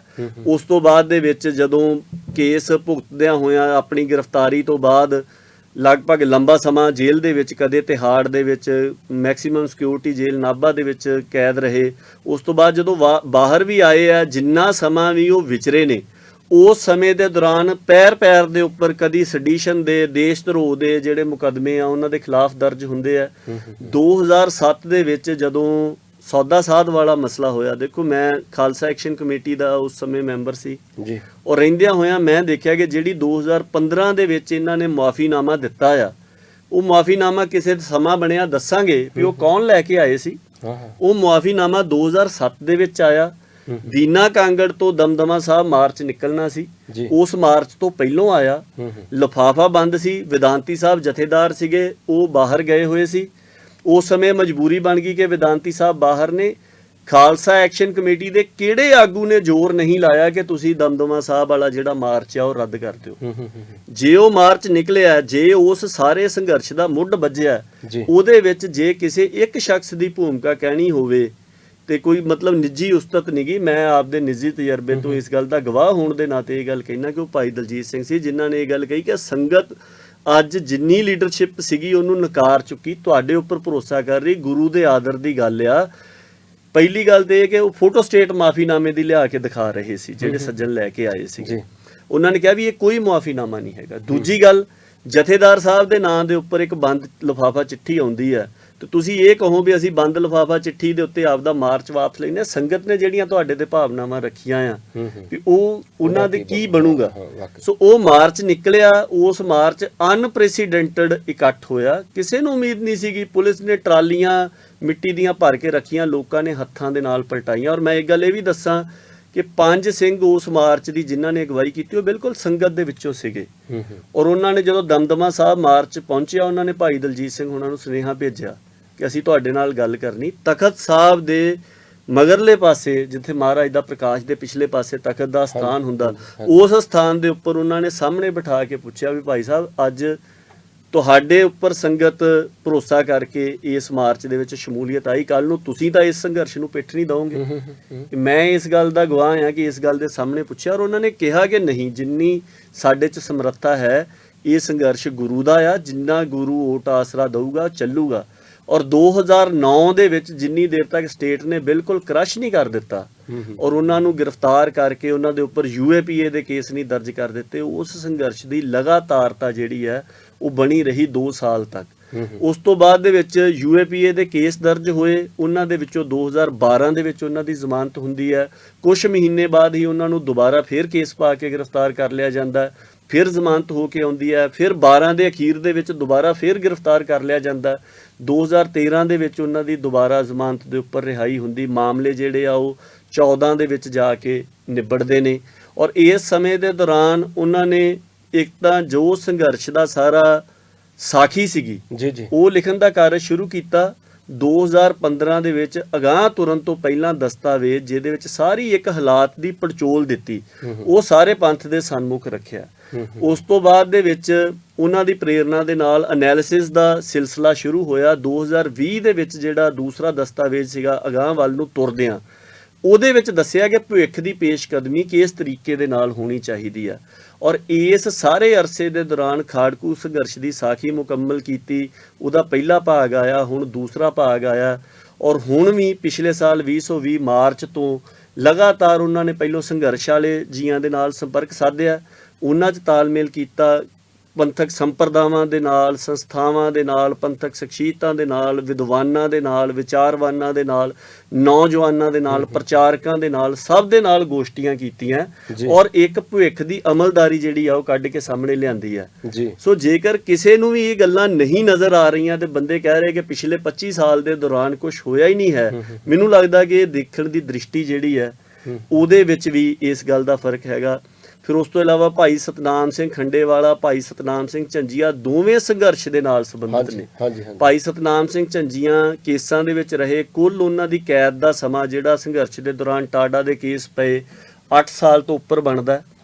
ਫਿਰ ਭਾਈ ਸਤਨਾਮ ਸਿੰਘ ਖੰਡੇਵਾਲਾ, ਬਾਬਾ ਚਰਨ ਸਿੰਘ ਜਿਨ੍ਹਾਂ ਨੂੰ ਜਿਪਸੀ ਦੇ ਨਾਲ ਬੰਨ੍ਹ ਕੇ ਪਾੜ ਦਿੱਤਾ ਸੀ, ਉਹਨਾਂ ਦੇ ਤਾਇਆ ਜੀ ਸੀਗੇ, ਉਹਨਾਂ ਦੇ ਪਰਿਵਾਰ ਦੇ ਵਿੱਚ ਸ਼ਹਾਦਤਾਂ ਹੋਈਆਂ। ਦੋਵਾਂ ਸਿੰਘਾਂ ਨੇ ਜਦੋਂ ਸੌਦਾ ਸਾਧ ਨੂੰ ਮਾਫੀ ਦਿੱਤੀ ਗਈ, ਉਸ ਸਮੇਂ ਉਹਨਾਂ ਨੇ ਇੱਕ ਪੰਥਕ ਪਰੰਪਰਾ ਦਾ ਇੱਕ ਜਲੌ ਜਿਹੜਾ ਸੀ ਉਹ ਦਿਖਾਇਆ। ਉਹਨਾਂ ਜਥੇਦਾਰਾਂ ਨੂੰ ਸਵਾਲ ਕੀਤਾ ਕਿ ਤੁਸੀਂ ਕਿਸ ਤਰ੍ਹਾਂ ਪੰਥ ਦੀ ਭਾਵਨਾ ਦੇ ਉਲਟ ਜਾ ਕੇ ਕੀਤਾ, ਔਰ ਅੰਮ੍ਰਿਤ ਸੰਚਾਰ ਦੀ ਸੇਵਾ ਦੇ ਵਿੱਚ ਸੀਗੇ। ਸ਼੍ਰੋਮਣੀ ਕਮੇਟੀ ਨੇ ਉਹਨਾਂ ਨੂੰ ਸੇਵਾ ਮੁਕਤ ਕਰ ਦਿੱਤਾ। ਉਹਦੇ ਬਾਵਜੂਦ ਅੱਜ ਤੱਕ ਉਹ ਆਪਣਾ ਜਿਸ ਤਰ੍ਹਾਂ ਇੱਕ ਸਿੱਖ ਨੂੰ ਬਣਦਾ ਆ, ਹਾਂਜੀ, ਇੱਕ ਨਿਸ਼ਕਾਮ ਤੌਰ ਦੇ ਉੱਪਰ ਅੰਮ੍ਰਿਤ ਸੰਚਾਰ ਕਰਨ ਦਾ, ਉਹ ਅੰਮ੍ਰਿਤ ਸੰਚਾਰ ਦੀ ਸੇਵਾ ਕਰ ਰਹੇ ਨੇ। ਇਸੇ ਤਰ੍ਹਾਂ ਦੇ ਨਾਲ ਭਾਈ ਮਨਜੀਤ ਸਿੰਘ ਫਗਵਾੜਾ, ਭਾਈ ਭੁਪਿੰਦਰ ਸਿੰਘ ਭਲਵਾਨ, ਦੋਵੇਂ ਅਖੰਡ ਕੀਰਤਨੀ ਜਥੇ ਦੇ ਬੱਬਰ ਖਾਲਸਾ ਦੇ ਨਾਲ ਸੰਬੰਧਿਤ ਨੇ। ਜੋ ਮਹਾਰਾਜ ਉਹਨਾਂ ਤੋਂ ਸੇਵਾ ਲੈ ਰਹੇ ਉਹ ਕਰ ਰਹੇ ਆ। ਭਾਈ ਹਰਦੀਪ ਸਿੰਘ ਮਹਾਰਾਜ ਨੇ 2007 ਤੋਂ ਤਾਂ ਮੈਂ ਦੇਖਦਾ ਸਰਸੇ ਵਾਲੇ ਸਾਧ ਦੇ ਮਾਮਲੇ ਤੋਂ ਲਗਾਤਾਰ ਹਰ ਮਸਲੇ ਦੇ ਵਿੱਚ ਉਹ ਸਰਗਰਮ ਨੇ। ਉਹਨਾਂ ਤੋਂ ਇਲਾਵਾ ਭਾਈ ਅਮਰੀਕ ਸਿੰਘ ਗਿਸੜੂ, ਭਾਈ ਸੁਖਦੇਵ ਸਿੰਘ ਡੋਡ, ਸ਼ਾਇਦ ਬਹੁਤੇ ਲੋਕ ਨਾ ਜਾਣਦੇ ਹੋਣ, ਦੋਵੇਂ ਸ਼ਖਸੀਅਤਾਂ ਬਕਾਇਦਾ ਇੱਕ ਸਿਆਸੀ ਵਜੂਦ ਵਾਲੀਆਂ ਸ਼ਖਸੀਅਤਾਂ ਨੇ। ਜੇ ਸੰਘਰਸ਼ ਨੂੰ ਪਿੱਠ ਦੇ ਕੇ ਉਹਨਾਂ ਨੇ ਕਿਸੇ ਵੀ ਪਾਰਟੀ ਦੇ ਵਿੱਚ ਜਾਣਾ ਹੁੰਦਾ ਤੇ ਕਿਸੇ ਤਰ੍ਹਾਂ ਦੀ ਵੀ ਅਹੁਦੇਦਾਰੀ ਦੇ ਉਹ ਕਾਬਲ ਨੇ। ਜਿੰਨੇ ਸਿਆਸਤਦਾਨ ਆਪਾਂ ਵਿਚਰਦੇ ਦੇਖਦੇ, ਕਿਸੇ ਦੇ ਨਾਲੋਂ ਵੀ ਵੱਧ ਲਿਆਕਤ ਵਾਲੇ ਉਹ ਹੈਗੇ ਆ, ਪਰ ਸਦਾ ਸੰਘਰਸ਼ ਦੇ ਨਾਲ ਖੜੇ ਰਹੇ ਆ। ਸੋ ਇਹ ਪਿਛਲੇ 25 ਸਾਲਾਂ ਦਾ ਜਿਹੜਾ ਸਵਾਲ ਕੀਤਾ ਗਿਆ, ਇਹ ਇਹਨਾਂ ਬੰਦਿਆਂ ਨੂੰ ਵਿਚਾਰਨਾ ਚਾਹੀਦਾ। ਔਰ ਦੂਸਰੀ ਗੱਲ ਮੈਂ ਇਹ ਕਹੂੰਗਾ ਕਿ ਆਪਣੀ ਇੱਜ਼ਤ ਆਪਣੇ ਹੱਥ ਹੁੰਦੀ ਹੈ। ਬੰਦੇ ਨੂੰ ਕਿਸੇ ਬਾਰੇ ਵੀ ਕਹਿਣ ਤੋਂ ਪਹਿਲਾਂ ਤੁਹਾਡੇ ਕੋਈ ਵੀ ਇਤਰਾਜ਼ ਹੋ ਸਕਦੇ, ਵਖਰੇਵੇਂ ਹੋ ਸਕਦੇ ਆ ਜੀ, ਪਰ ਘੱਟੋ ਘੱਟ ਗਲਤ ਬਿਆਨੀ ਜਿਹੜੀ ਹੈ ਉਹ ਹਰਗਿਜ਼ ਨਹੀਂ ਕਰਨੀ ਚਾਹੀਦੀ। ਸੋ ਮੈਨੂੰ ਲੱਗਦਾ ਕਿ ਜਿੰਨੇ ਵੀ ਸੱਜਣ ਗੱਲਬਾਤ ਸੁਣ ਰਹੇ ਨੇ, ਮੈਂ ਫਿਰ ਬੇਨਤੀ ਕਰਨੀ ਚਾਹੂੰਗਾ ਕਿ ਐਜ਼ ਏ ਪੱਤਰਕਾਰ, ਜੇ ਤੁਹਾਨੂੰ ਹੱਲੇ ਵੀ ਲੱਗਦਾ ਹੈਗਾ ਕਿ ਜੇ ਭਾਈ ਗਾਜ਼ੀ ਹੋਰਾਂ ਨੇ ਜਿਹੜਾ ਜਵਾਬ ਦਿੱਤਾ ਹੈਗਾ ਕਿ ਤੁਹਾਡੀ ਹੱਲੇ ਵੀ ਕਿਸੇ ਦੀ ਕੋਈ ਤਸੱਲੀ ਨਹੀਂ ਹੁੰਦੀ ਹੈਗੀ, ਬਾਦਲੀਲ ਤੁਸੀਂ ਕਮੈਂਟ ਬਾਕਸ ਦੇ ਵਿੱਚ ਜਾ ਕੇ ਸਵਾਲ ਕਰਿਓ। ਮੈਂ ਤੁਹਾਡੇ ਸਾਰਿਆਂ ਦੇ ਕਮੈਂਟ ਪੜ੍ਹਨ ਦੀ ਜ਼ਰੂਰ ਕੋਸ਼ਿਸ਼ ਕਰੂੰਗਾ, ਔਰ ਉਹਦਾ ਜਵਾਬ ਜੇ ਗਾਜ਼ੀ ਜੀ ਨਹੀਂ ਤਾਂ ਗਾਜ਼ੀ ਜੀ ਤੋਂ ਇਲਾਵਾ ਉਸ ਟੀਮ ਦੇ ਹੋਰ ਜਿਹੜੇ ਸੱਜਣ ਹੈਗੇ ਨੇ ਉਹਨਾਂ ਦੇ ਕੋਲੋਂ ਵੀ ਲੈਣ ਦੀ ਕੋਸ਼ਿਸ਼ ਕਰਾਂਗੇ। ਪੂਰਾ ਖੁੱਲ੍ਹਾ ਰੱਖਾਂਗੇ, ਕੋਈ ਐਡੀ ਗੱਲ ਨਹੀਂ ਹੈਗੀ। ਪੂਰਾ ਪੱਤਰਕਾਰੀ ਵਾਲਾ ਫਰਜ਼ ਆਪਣਾ ਨਿਭਾਉਣ ਦੀ ਕੋਸ਼ਿਸ਼ ਕਰਾਂਗੇ। ਇੱਕ ਹੋਰ ਇਤਰਾਜ਼ ਸੀਗਾ, ਉਹ ਕਹਿੰਦੇ ਕਿ ਵੱਖ-ਵੱਖ ਜਥੇਬੰਦੀਆਂ ਜਾਂ ਕਈ ਸੱਜਣ ਇਤਰਾਜ਼ ਕਰਦੇ ਸੀ ਕਿ ਸਾਨੂੰ ਨਹੀਂ ਬੁਲਾਇਆ ਗਿਆ। ਕਈਆਂ ਦਾ ਕਹਿਣਾ ਸੀਗਾ ਕਿ ਅਸੀਂ ਉੱਥੇ ਗਏ ਸੀਗੇ ਜੀ, ਸਾਨੂੰ ਇਗਨੋਰ ਕੀਤਾ ਗਿਆ, ਪ੍ਰੈਸ ਨੋਟ ਜਿਹੜਾ ਬਣਿਆ ਉਹਦੇ ਵਿੱਚ ਸਾਡਾ ਨਾਮ ਹੈ ਨਹੀਂ ਸੀਗਾ। ਖਾਸ ਕਰਕੇ ਵਾਰਿਸ ਪੰਜਾਬ ਦੇ ਜਥੇਬੰਦੀ ਅੰਮ੍ਰਿਤਪਾਲ ਸਿੰਘ ਹਰਾਵਾਲੀ ਭਈ ਉਹਨੂੰ ਨਹੀਂ ਸੱਦਿਆ ਗਿਆ, ਇੱਦਾਂ ਦੀ ਵੀ ਗੱਲ ਕੀਤੀ। ਦੇਖੋ ਇਹ ਗੱਲ ਫੈਕਚੁਅਲੀ ਜਿਹੜੀ ਆ ਉਹ ਠੀਕ ਨਹੀਂ ਹੈਗੀ। ਕਈ ਬੰਦਿਆਂ ਨੇ ਕਿਹਾ ਕਿ ਇਹ ਸਾਰੇ ਪ੍ਰੋਸੈਸ ਦੇ ਵਿੱਚ ਵਾਰਿਸ ਪੰਜਾਬ ਦੇ ਜਥੇਬੰਦੀ ਨੂੰ ਇਗਨੋਰ ਕੀਤਾ ਗਿਆ ਜਾਂ ਅੰਮ੍ਰਿਤਪਾਲ ਸਿੰਘ ਉਹਨਾਂ ਨੂੰ। ਮੈਂ ਪਹਿਲੀ ਗੱਲ ਤਾਂ ਇਹੀ ਕਹਿਣੀ ਚਾਹੂੰਗਾ ਵੀ ਇਹ ਬੰਦੇ ਜਾਂ ਤਾਂ ਉਹਨਾਂ ਨੂੰ ਤੱਥਾਂ ਦੀ ਜਾਣਕਾਰੀ ਨਹੀਂ ਹੈ, ਤੇ ਜੇ ਜਾਣਕਾਰੀ ਆ ਤੇ ਫਿਰ ਉਹ ਕਿਸੇ ਮੁਫਾਦ ਦੇ ਕਾਰਨ ਗਲਤ ਬਿਆਨੀ ਜਿਹੜੀ ਆ ਉਹ ਕਰ ਰਹੇ ਆ। ਜਦੋਂ ਇਸ ਸਾਰੇ ਇਹਨਾਂ ਸ਼ਖਸੀਅਤਾਂ ਦੇ ਵੱਲੋਂ ਸੰਵਾਦ ਦਾ ਸੱਦਾ ਦਿੱਤਾ ਗਿਆ, ਉਹਦੇ ਵਿੱਚ ਸਭ ਤੋਂ ਪਹਿਲੀ ਜਿਹੜੀ ਗੋਸ਼ਟੀ ਹੈ ਉਹ 21 ਅਕਤੂਬਰ ਨੂੰ ਅੰਮ੍ਰਿਤਸਰ ਸਾਹਿਬ ਵਿਖੇ ਰੱਖੀ ਗਈ ਸੀਗੀ। ਔਰ ਉਹਦੇ ਵਿੱਚ 9 ਅਕਤੂਬਰ ਨੂੰ ਜਿਸ ਦਿਨ ਭਾਈ ਹਰਜਿੰਦਰ ਸਿੰਘ ਜਿੰਦਾ ਤੇ ਭਾਈ ਸੁਖਦੇਵ ਸਿੰਘ ਸੁੱਖਾ ਦਾ ਸ਼ਹੀਦੀ ਦਿਹਾੜਾ ਗਦਲੀ ਪਿੰਡ ਵਿਖੇ ਮਨਾਇਆ ਜਾ ਰਿਹਾ ਸੀਗਾ, ਉਸ ਦਿਨ ਭਾਈ ਰਜਿੰਦਰ ਸਿੰਘ ਮੁਗਲਵਾਲ, ਭਾਈ ਲਾਲ ਸਿੰਘ ਅਕਾਲਗੜ੍ਹ, ਭਾਈ ਨਰੈਣ ਸਿੰਘ ਚੌੜਾ, ਭਾਈ ਦਲਜੀਤ ਸਿੰਘ ਹੋਣਾ ਦੀ ਹਾਜ਼ਰੀ ਦੇ ਵਿੱਚ ਉਹਨਾਂ ਦੇ ਵੱਲੋਂ ਦਸਤੀ ਜਿਹੜਾ ਸੱਦਾ ਪੱਤਰ ਆ ਉਹ ਅੰਮ੍ਰਿਤਪਾਲ ਸਿੰਘ ਹੋਣਾ ਨੂੰ ਵਾਰਿਸ ਪੰਜਾਬ ਦੇ ਜਥੇਬੰਦੀ ਨੂੰ ਬਕਾਇਦਾ ਦਿੱਤਾ ਗਿਆ ਸੀਗਾ। ਸੋ ਉਹ ਉਸ ਗੋਸ਼ਟੀ ਦੇ ਵਿੱਚ ਨਹੀਂ ਸ਼ਾਮਲ ਹੋਏ ਜਾਂ ਉਹਨਾਂ ਨੇ ਕੋਈ ਸੁਨੇਹਾ ਨਹੀਂ ਭੇਜਿਆ। ਇਸ ਬਾਰੇ ਹੁਣ ਜਿਹੜੇ ਸੱਦਾ ਦੇਣ ਵਾਲੇ ਜਾਂ ਕਰਨ ਵਾਲੇ ਜਿਹੜੇ ਗੋਸ਼ਟੀ ਕਰਵਾਉਣ ਵਾਲੇ ਸੱਜਣ ਆ ਉਹ ਮੇਰੇ ਖਿਆਲ ਇਸ ਪ੍ਰਤੀ ਜਵਾਬਦੇਹ ਨਹੀਂ ਬਣਦੇ। ਉਹਨਾਂ ਦੇ ਵੱਲੋਂ ਬਕਾਇਦਾ ਸੱਦਾ ਸੀ। ਔਰ ਜਿਹੜੀ ਹੁਣ ਦੀ ਵੀ ਗੱਲ ਹੈਗੀ, ਹੁਣ ਵੀ ਜੋ ਮੇਰੀ ਪਰਸਨਲ ਜਾਣਕਾਰੀ ਹੈ ਉਹਦੇ ਮੁਤਾਬਕ ਬਾਬਾ ਹਰਦੀਪ ਸਿੰਘ ਮਹਾਰਾਜ ਹੋਣਾ ਨੇ ਬਕਾਇਦਾ ਤੌਰ ਦੇ ਉੱਪਰ ਸਰਦਾਰ ਇਮਾਨ ਸਿੰਘ ਖਾਰਾ ਹੋਣਾ ਦੇ ਨਾਮ, ਜਿਹੜੇ ਕਿ ਇਸ ਵੇਲੇ ਵਾਰਿਸ ਪੰਜਾਬ ਦੇ ਜਥੇਬੰਦੀ ਦਾ ਜੋ ਅੰਮ੍ਰਿਤਪਾਲ ਸਿੰਘ ਹੋਣਾ ਵਾਲਾ ਹਿੱਸਾ ਹੈਗਾ ਆ, ਸੋ ਉਹਦੇ ਕਾਨੂੰਨੀ ਸਲਾਹਕਾਰ ਨੇ। ਔਰ ਇਸ ਸਮੇਂ ਉਹਨਾਂ ਨੂੰ ਇਹ ਮੰਨਿਆ ਜਾਂਦਾ ਕਿ ਉਹ ਇੱਕ ਤਰ੍ਹਾਂ ਦੇ ਨਾਲ ਰਿਪਰੈਜ਼ੈਂਟ ਕਰਦੇ ਆ, ਉਹਨਾਂ ਦੇ ਨਾਲ ਜੇਲ੍ਹ ਦੇ ਵਿੱਚ ਤਾਲਮੇਲ ਜਾਂ ਮੁਲਾਕਾਤ ਕਰਦੇ ਨੇ। ਸੋ ਉਹਨਾਂ ਨੂੰ ਬਕਾਇਦਾ ਸੱਦਾ ਜਿਹੜਾ ਆ ਉਹ ਦਿੱਤਾ ਗਿਆ ਸੀ। ਔਰ ਇੱਕ ਗੱਲ ਕਹੀ ਗਈ ਸੀਗੀ ਕਿ ਉਹ ਆਪਣੇ ਵੱਲੋਂ ਜੋ ਮੌਜੂਦਾ ਹਾਲਾਤ ਨੇ ਵੀ ਉਹਨਾਂ ਦੇ ਮੁਤਾਬਕ ਤੁਸੀਂ ਸਾਡਾ ਇਹ ਸੁਨੇਹਾ ਜਿਹੜਾ ਸੱਦਾ ਪੱਤਰ ਹੈ ਇਹ ਉਹਨਾਂ ਤੱਕ ਪਹੁੰਚਦਾ ਕਰੋ। ਉਹਨਾਂ ਨੇ ਆਪਣਾ ਕੋਈ ਰਾਏ ਵਿਚਾਰ ਜਾਂ ਕੋਈ ਨੁਮਾਇੰਦਾ ਭੇਜਣਾ ਆ ਤੇ ਉਹ ਅੰਮ੍ਰਿਤਧਾਰੀ ਸਾਬਤ ਸੂਰਤ ਨੁਮਾਇੰਦਾ ਭੇਜ ਸਕਦੇ ਆ। ਵੀ ਜੇਕਰ ਇਮਾਨ ਸਿੰਘ ਖਾਰਾ ਹੋਣੀ ਬਤੌਰ ਵਕੀਲ ਆਉਣਗੇ ਤਾਂ ਫਿਰ ਉਹ ਆਪਣੇ ਸਰੂਪ ਕਾਰਨ ਉਹ ਮਤਲਬ ਜਿਹੜੀ ਗੱਲ ਆ ਉਹ ਸੁਣ ਸਕਦੇ ਨੇ। ਵੀ ਉਹ ਵਿਚਾਰ ਜੇ ਰੱਖਣੇ ਆ ਤੇ ਫਿਰ ਉਸ ਉਹਨਾਂ ਸ਼ਰਤਾਂ ਨੂੰ ਪੂਰੇ ਕਰਦੇ ਹੋਏ ਨੁਮਾਇੰਦੇ ਜਿਹੜੇ ਆ ਉਹ ਹੋਣੇ ਚਾਹੀਦੇ। ਦਾੜੀ ਕੱਟਦੇ ਹੁਣ ਉਸ ਤੋਂ ਹਾਂਜੀ, ਉਸ ਤੋਂ ਇਲਾਵਾ ਇਹ ਆ ਵੀ ਹੋਰ ਵਾਰਿਸ ਪੰਜਾਬ ਦੇ ਕੁਝ ਹਿੱਸੇ ਹੈ ਨੇ ਜਿਹੜੇ ਸ਼ਾਇਦ ਅੰਮ੍ਰਿਤਪਾਲ ਸਿੰਘ ਹੋਣਾ ਤੋਂ ਵੱਖਰੇ ਚੱਲ ਰਹੇ ਆ। ਉਹਨਾਂ ਦੇ ਵਿੱਚੋਂ 2 ਸੱਜਣ ਬਕਾਇਦਾ ਉੱਥੇ ਆ ਕੇ ਬੋਲੇ ਵੀ ਸੀਗੇ। ਸੋ ਜੇ ਉਹਨਾਂ ਦੇ ਵੀ ਕੋਈ ਨੁਮਾਇੰਦੇ ਆਏ ਹੁੰਦੇ ਉਹ ਬੋਲਦੇ। ਕਈ ਸੱਜਣਾਂ ਨੇ ਇਹ ਗੱਲ ਕਹੀ ਕਿ ਵਿਦਵਾਨਾਂ ਨੂੰ ਜਾਂ ਵਿਚਾਰਵਾਨਾਂ ਨੂੰ ਨਹੀਂ ਬੁਲਾਇਆ ਗਿਆ। ਤਾਂ ਦੇਖੋ ਇਹ ਗੱਲ ਬਿਲਕੁਲ ਸਪਸ਼ਟ ਸੀ ਮੇਰੇ ਖਿਆਲ 'ਚ। ਜਿਸ ਦਿਨ 11 ਮਾਰਚ ਨੂੰ ਪ੍ਰੈਸ ਕਾਨਫਰੰਸ ਕੀਤੀ ਗਈ ਤੇ ਉਸ ਦਿਨ ਹੀ ਕਿਹਾ ਗਿਆ ਸੀਗਾ ਇਹਨਾਂ ਸ਼ਖਸੀਅਤਾਂ ਦੇ ਵੱਲੋਂ ਕਿ ਸਿੱਖ ਸੰਪਰਦਾਵਾਂ ਨੂੰ, ਸੰਸਥਾਵਾਂ ਨੂੰ, ਜਥੇਬੰਦੀਆਂ ਤੇ ਜਥਿਆਂ ਨੂੰ ਇਸ ਇਕੱਤਰਤਾ ਦੇ ਵਿੱਚ ਸ਼ਾਮਲ ਹੋਣ ਦਾ ਸੱਦਾ ਜਿਹੜਾ ਆ ਉਹ ਦਿੱਤਾ ਜਾਊਗਾ। ਜੀ। ਸੋ ਵਿਦਵਾਨਾਂ ਨੂੰ, ਵਿਚਾਰਵਾਨਾਂ ਨੂੰ ਉਹ ਬਕਾਇਦਾ ਰੂਪ ਦੇ ਵਿੱਚ ਨਵੰਬਰ ਮਹੀਨੇ ਦੇ ਵਿੱਚ ਫਤਿਹਗੜ੍ਹ ਸਾਹਿਬ ਦੇ ਵਿੱਚ ਗੋਸ਼ਟੀ ਹੋਈ ਸੀਗੀ। ਉਹਦੇ ਵਿੱਚ ਸਾਰੇ ਵਿਚਾਰਵਾਨਾਂ ਨੂੰ ਸੱਦਾ ਦਿੱਤਾ ਗਿਆ ਸੀਗਾ। ਕਈ ਵਿਚਾਰਵਾਨਾਂ ਨੂੰ ਸੱਦਾ ਦਿੱਤਾ ਸੀ ਜਿਨ੍ਹਾਂ ਨੇ ਭਾਈ ਦਲਜੀਤ ਸਿੰਘ ਹੁਣਾਂ ਨੂੰ ਇਹ ਗੱਲ ਵੀ ਕਹੀ, ਕਿਉਂਕਿ ਇਹ ਉੱਥੇ ਸਮਾਗਮ ਦੇ ਵਿੱਚ ਆ ਕੇ ਵੀ ਉਹਨਾਂ ਨੇ ਗੱਲ ਕਹੀ ਔਰ ਸਮਾਗਮ 'ਚ ਹਾਜ਼ਰ ਹੋਣ ਕਰਕੇ ਹੀ ਮੇਰੀ ਜਾਣਕਾਰੀ ਦੇ ਵਿੱਚ ਆ ਕਿ ਉਹਨਾਂ ਨੇ ਇਹ ਗੱਲ ਕਹੀ ਕਿ ਤੁਸੀਂ ਜੋ ਕਰ ਰਹੇ ਆ ਅਸੀਂ ਇਹਦੇ ਖਿਲਾਫ ਆ ਕੇ ਬੋਲਾਂਗੇ। ਅੱਛਾ। ਤੇ ਭਾਈ ਦਲਜੀਤ ਸਿੰਘ ਉਹਨਾਂ ਨੂੰ ਇਹ ਗੱਲ ਕਹੀ ਕਿ ਸਾਡਾ ਮਕਸਦ ਹੈਗਾ ਸਭ ਦੀ ਰਾਏ ਲੈਣਾ। ਸੋ ਇਹ ਸਭ ਦੀ ਰਾਏ ਇਕੱਤਰ ਕਰਨ ਦੇ ਵਾਸਤੇ ਆ। ਅਸੀਂ ਨਹੀਂ ਇਹ ਕਹਿ ਰਹੇ ਕਿ ਰਾਏ ਤੁਹਾਡੀ ਸਾਡੇ ਹੱਕ ਦੇ ਵਿੱਚ ਹੋਵੇ ਜਾਂ ਵਿਰੋਧ 'ਚ ਹੋਵੇ, ਤੁਹਾਡੀ ਜੋ ਵੀ ਰਾਏ ਹੈ ਤੁਸੀਂ ਉੱਥੇ ਆ ਕੇ ਦਿਓ। ਔਰ ਦੋ ਸੱਜਣਾ ਨੇ ਬਕਾਇਦਾ ਮੰਚ ਤੋਂ ਖੜ ਕੇ ਇਹ ਗੱਲ ਕਹੀ ਵੀ ਸਾਡੇ ਲਈ ਇਹ ਗੱਲ ਬੜੀ ਨਵੀਂ ਸੀ, ਅਸੀਂ ਇਹਨਾਂ ਨੂੰ ਬਿਲਕੁਲ ਇਹਨਾਂ ਦੇ ਮੂੰਹ ਦੇ ਉੱਪਰ ਕਿਹਾ ਸੀਗਾ ਕਿ ਅਸੀਂ ਤੁਹਾਡੇ ਖਿਲਾਫ ਬੋਲਾਂਗੇ ਆ ਕੇ, ਤੇ ਉਹਦੇ ਬਾਵਜੂਦ ਮਤਲਬ ਇਹਨਾਂ ਨੇ ਸਾਨੂੰ ਆਉਣ ਦੇ ਲਈ ਕਿਹਾ ਤੇ ਸਾਨੂੰ ਲੱਗਿਆ ਕਿ ਇਸ ਗੱਲ 'ਚ ਸੁਹਿਰਦਤਾ ਆ। ਉਹਨਾਂ ਨੇ ਚਲੋ ਆ ਕੇ ਆਪਣੀ ਰਾਏ ਜਿਹੜੀ ਸੀਗੀ ਉਹ ਰੱਖੀ ਔਰ ਉਸ ਗੋਸ਼ਟੀ ਦੇ ਵਿੱਚ ਸਾਰਿਆਂ ਦੀ ਰਾਏ ਹੀ ਇਕੱਤਰ ਕੀਤੀ ਗਈ। ਜੋ ਕਿਸੇ ਨੇ ਕੋਈ ਇਤਰਾਜ਼ ਲਾਏ ਜਾਂ ਕੁਝ ਵੀ ਉਹਨਾਂ ਦੇ ਸੁਣੇ ਗਏ ਉਹ ਸਾਰੇ। ਔਰ ਮੈਂ ਜਿੰਨਾ ਕਿ ਪਿਛਲੇ ਸਮੇਂ ਦੇ ਦੌਰਾਨ ਸਿੱਖਾਂ ਦੀਆਂ ਇਕੱਤਰਤਾਵਾਂ ਦੇ ਵਿੱਚ ਵਿਚਰਿਆ ਜਾਂ ਦੇਖਿਆ, ਮਤਲਬ ਜਿਵੇਂ ਬਿਲਕੁਲ ਨਿੱਜੀ ਤੌਰ ਦੇ ਉੱਪਰ ਇਹ ਗੱਲ ਕਰਨੀ ਹੋਵੇ ਤੇ ਇੱਕ ਬਿਲਕੁਲ ਨਵੇਕਲੀ ਗੱਲ ਸੀਗੀ। ਜਿੱਥੇ ਕੋਈ ਤੁਹਾਨੂੰ ਕਹੇ ਕਿ ਆ ਕੇ ਤੁਹਾਡੇ ਖਿਲਾਫ ਬੋਲਾਂਗੇ ਤੇ ਤੁਸੀਂ ਕਹੋ ਵੀ ਨਹੀਂ ਅਸੀਂ ਤੁਹਾਡੀ ਗੱਲ ਸੁਣਨ ਦੇ ਲਈ ਤਿਆਰ ਹਾਂ ਤੇ ਤੁਸੀਂ ਬੋਲੋ ਤੇ ਉੱਥੇ ਆ ਕੇ ਬੋਲਣ। ਸੋ ਇਹ ਇੱਕ ਮਤਲਬ ਮੈਂ ਹੋ ਸਕਦਾ ਕਿਸੇ ਦੀ ਰਾਏ ਵੱਖਰੀ ਹੋਵੇ, ਪਰ ਮੈਂ ਜਦੋਂ ਕਿਤੇ ਬੈਠ ਕੇ ਇਕੱਲਿਆਂ ਆਪਣਾ ਐਨਾਲਿਸਿਸ ਕਰਦਾ ਤਾਂ ਮੈਂ ਦੇਖਦਾ ਕਿ ਇਹਦੇ ਵਿੱਚੋਂ ਇੱਕ ਸੁਹਿਰਦਤਾ ਜਿਹੜੀ ਹੈ ਉਹ ਸਾਹਮਣੇ ਆਉਂਦੀ ਆ। ਸੋ ਇਹ ਇਤਰਾਜ਼ ਲਾਉਣਾ ਹੈ ਕਿ ਵਿਚਾਰਵਾਨਾਂ ਨੂੰ, ਮੇਰੇ ਖਿਆਲ ਦੇ ਵਿੱਚ ਤਾਂ ਲਗਾਤਾਰ ਸਾਰੀਆਂ ਖਬਰਾਂ 'ਚ, ਸਾਰੇ ਬਿਆਨਾਂ ਦੇ ਵਿੱਚ ਇਹ ਗੱਲ ਕਹੀ ਜਾ ਰਹੀ। ਇਸੇ ਤਰ੍ਹਾਂ ਵਿਸ਼ੇ ਬਾਰੇ ਕਹੀ ਗਈ ਕਿ ਹੋਰਨਾਂ ਵਿਸ਼ਿਆਂ ਬਾਰੇ ਗੱਲ ਨਹੀਂ ਹੋਈ। ਉਹ ਦੇਖੋ ਪਹਿਲੇ ਦਿਨ ਜਿਸ ਦਿਨ ਪ੍ਰੈਸ ਕਾਨਫਰੰਸ ਹੋਈ ਸੀ ਉਸ ਦਿਨ ਵੀ ਬਕਾਇਦਾ ਦੱਸਿਆ ਗਿਆ ਕਿ ਐਸ ਇੱਕ ਵਿਸ਼ੇ ਦੇ ਉੱਪਰ ਇਕੱਤਰਤਾ ਹੋਊਗੀ ਔਰ ਜਿਹੜਾ ਸੱਦੇ ਵੀ ਦਿੱਤੇ ਗਏ ਉਸ ਸੱਦੇ ਦੇ ਨਾਲ ਬਕਾਇਦਾ ਇੱਕ ਵਿਸ਼ਾ ਪੱਤਰ ਦਿੱਤਾ ਗਿਆ ਵੱਖਰੇ ਤੌਰ ਦੇ ਉੱਪਰ, ਜਿਹਦੇ ਵਿੱਚ ਉਹ ਵਿਸ਼ਾ ਦਰਜ ਸੀ। ਜੇ ਤੁਹਾਨੂੰ ਯਾਦ ਹੋਵੇ ਤਾਂ ਉਦਣ ਇੱਕ ਉਹ 3 ਸਿੰਘਾਂ ਦੀ ਪੇਂਟਿੰਗ ਦੀ ਤਸਵੀਰ ਵਾਲਾ ਜਿਹੜਾ ਪਰਚਾ ਆ ਉਹ ਦਿੱਤਾ, ਉਹਦੇ ਵਿੱਚ ਵੀ ਬਕਾਇਦਾ ਡੱਬੀ ਬਣਾ ਕੇ ਵਿਸ਼ਾ ਜਿਹੜਾ ਆ ਉਹ ਲਿਖਿਆ ਹੋਇਆ ਸੀ। ਸੋ ਆਪਾਂ ਨੂੰ ਕਿਸੇ ਜ਼ਾਬਤੇ ਦੇ ਵਿੱਚ ਤੇ ਰਹਿਣਾ ਚਾਹੀਦਾ ਨਾ ਵੀ ਜਦੋਂ ਇੱਕ ਇਕੱਤਰਤਾ ਦੇ ਵਿੱਚ ਇੱਕ ਵਿਸ਼ਾ ਜਿਹੜਾ ਆ ਉਹ ਮਿਥ ਲਿਆ ਗਿਆ ਆ ਤੇ ਫਿਰ ਉਸੇ ਦੇ ਉੱਪਰ ਹੀ ਆਪਾਂ ਗੱਲ ਕਰੀਏ। ਬਾਕੀ ਜੇ ਹੋਰਨਾਂ ਵਿਸ਼ਿਆਂ ਤੇ ਗੱਲ ਕਰਨੀ ਹੈ ਤੇ 11 ਦੇ 11 ਸਿੰਘ ਪੰਜਾਬ ਦੇ ਵਿੱਚ ਹੀ ਰਹਿੰਦੇ ਆ, ਕਿਸੇ ਸਮੇਂ ਵੀ ਹੋ ਸਕਦੀ ਆ, ਜਾਂ ਉਹਨਾਂ ਦੇ ਉੱਪਰ ਕੋਈ ਵੱਖਰੀ ਇਕੱਤਰਤਾ ਹੋਵੇ ਤੇ ਉਹਦੇ ਵਿੱਚ ਗੱਲ ਹੋ ਸਕਦੀ ਆ। ਨਿੱਠ ਕੇ ਵਿਚਾਰ ਕਰਕੇ। ਦੂਸਰੀ ਗੱਲ ਇੱਕ ਇਹ ਵੀ ਹੈਗੀ ਕਿ ਇਸ ਇਕੱਤਰਤਾ ਦੇ ਵਿੱਚ ਜਿਹੜਾ ਫੈਸਲਾ ਆਇਆ ਉਹ 11 ਸਿੰਘਾਂ ਦੇ ਵੱਲੋਂ ਨਹੀਂ ਆਇਆ, ਨਾ ਹੀ ਉਹਨਾਂ ਨੇ ਆਪਣੀ ਕੋਈ ਰਾਏ ਰੱਖੀ ਆ, ਨਾ ਹੀ ਉਹਨਾਂ ਨੇ ਕਿਸੇ ਦੀ ਰਾਏ ਲਈ ਹੈ। ਜਿਸ ਤਰ੍ਹਾਂ ਇਕੱਤਰਤਾ ਬੁਲਾਉਣ ਵਾਲੇ ਜਥੇਦਾਰ ਜਦੋਂ ਅਕਾਲੀ ਜਥੇਦਾਰ ਹੁੰਦੇ ਸੀਗੇ ਤਾਂ ਉਸ ਸਮੇਂ ਉਹ ਸਭ ਨੂੰ ਬੁਲਾ ਕੇ ਸਭ ਨੂੰ ਪ੍ਰਯੋਜਨ ਦੱਸ ਕੇ ਕਿ ਇਸ ਮਨੋਰਥ ਦੇ ਵਾਸਤੇ ਆਪਾਂ ਇਕੱਤਰ ਹੋਏ ਆ, ਸਭ ਤੋਂ ਪ੍ਰਤੀਗਿਆ ਲੈ ਕੇ ਕਿ ਉਹ ਆਪਦੇ ਨਿੱਜੀ ਹਿੱਤ ਦੇ ਵਿੱਚ ਗੱਲ ਨਹੀਂ ਕਰਨਗੇ, ਪੰਥ ਹਿੱਤ ਦੇ ਵਿੱਚ ਗੱਲ ਕਰਨਗੇ। ਉਸ ਤੋਂ ਬਾਅਦ ਉਹ ਗੁਰੂ ਮਹਾਰਾਜ ਦੀ ਤਾਬਿਆ ਬੈਠ ਜਾਂਦੇ ਸੀ ਤੇ ਸਾਰੇ ਪ੍ਰੋਸੈਸ ਦੇ ਗਵਾਹ ਬਣਦੇ ਸੀ। ਔਰ ਉਸ ਤੋਂ ਪਹਿਲਾਂ ਉਹ 5 ਸਿੰਘਾਂ ਦੀ ਜਿਹੜੀ ਆ ਉਹ ਹਾਜ਼ਰ ਸਿੰਘਾਂ ਦੇ ਵਿੱਚੋਂ ਚੋਣ ਕਰ ਦਿੰਦੇ ਸੀ। ਜੋ ਵਿਚਾਰ ਲਏ ਜਾਂਦੇ ਸੀਗੇ ਉਹ 5 ਸਿੰਘ ਹੀ ਵਿਚਾਰ ਲੈਂਦੇ ਸੀ। ਉਹੀ 5 ਸਿੰਘ ਨਿਰਣਾ ਕਰਕੇ ਸਾਖੀ ਜਥੇਦਾਰ ਨੂੰ ਦੇ ਦਿੰਦੇ ਸੀ ਕਿ ਆਹ ਫੈਸਲਾ ਹੋਇਆ ਜੀ। ਔਰ ਇਸੇ ਤਰ੍ਹਾਂ ਦਾ ਹੀ ਅਮਲ ਅਪਣਾਇਆ ਗਿਆ ਜੀ। ਇਹਨਾਂ 11 ਸ਼ਖਸੀਅਤਾਂ ਦੇ ਵਿੱਚੋਂ ਨਾ ਤਾਂ ਇਹਨਾਂ ਨੇ ਕੋਈ ਰਾਏ ਦਿੱਤੀ ਆ ਉੱਥੇ, ਨਾ ਹੀ ਕਿਸੇ ਦੀ ਰਾਏ ਲਈ ਹੈ। ਇਹਨਾਂ ਨੇ ਆਪ ਦੀ ਜ਼ਿੰਮੇਵਾਰੀ ਨਿਭਾਉਂਦਿਆਂ ਹੋਇਆਂ 5 ਸਿੰਘਾਂ ਦੀ ਜਿਹੜੀ ਗੁਰਮਤਿ ਮਰਿਆਦਾ ਦੇ ਮੁਤਾਬਕ ਸੰਗਤ ਦੀ ਸਹਿਮਤੀ ਦੇ ਨਾਲ ਚੋਣ ਕੀਤੀ ਗਈ। ਉਹਨਾਂ ਦੇ ਵੱਲੋਂ ਸਾਰਿਆਂ ਦੀ ਰਾਏ ਇਕੱਤਰ ਕੀਤੀ ਗਈ, ਉਹਨਾਂ ਦੇ ਵੱਲੋਂ ਮਤਾ ਸੋਧਿਆ ਗਿਆ। ਉਹ ਸੋਧਿਆ ਹੋਇਆ ਮਤਾ ਜਿਹੜਾ ਆ ਉਹ ਬਤੌਰ ਸਾਖੀ ਇਹਨਾਂ ਦੇ ਵੱਲੋਂ ਸਾਂਝੇ ਰੂਪ ਦੇ ਵਿੱਚ ਪੜ੍ਹ ਕੇ ਸੁਣਾਇਆ ਗਿਆ।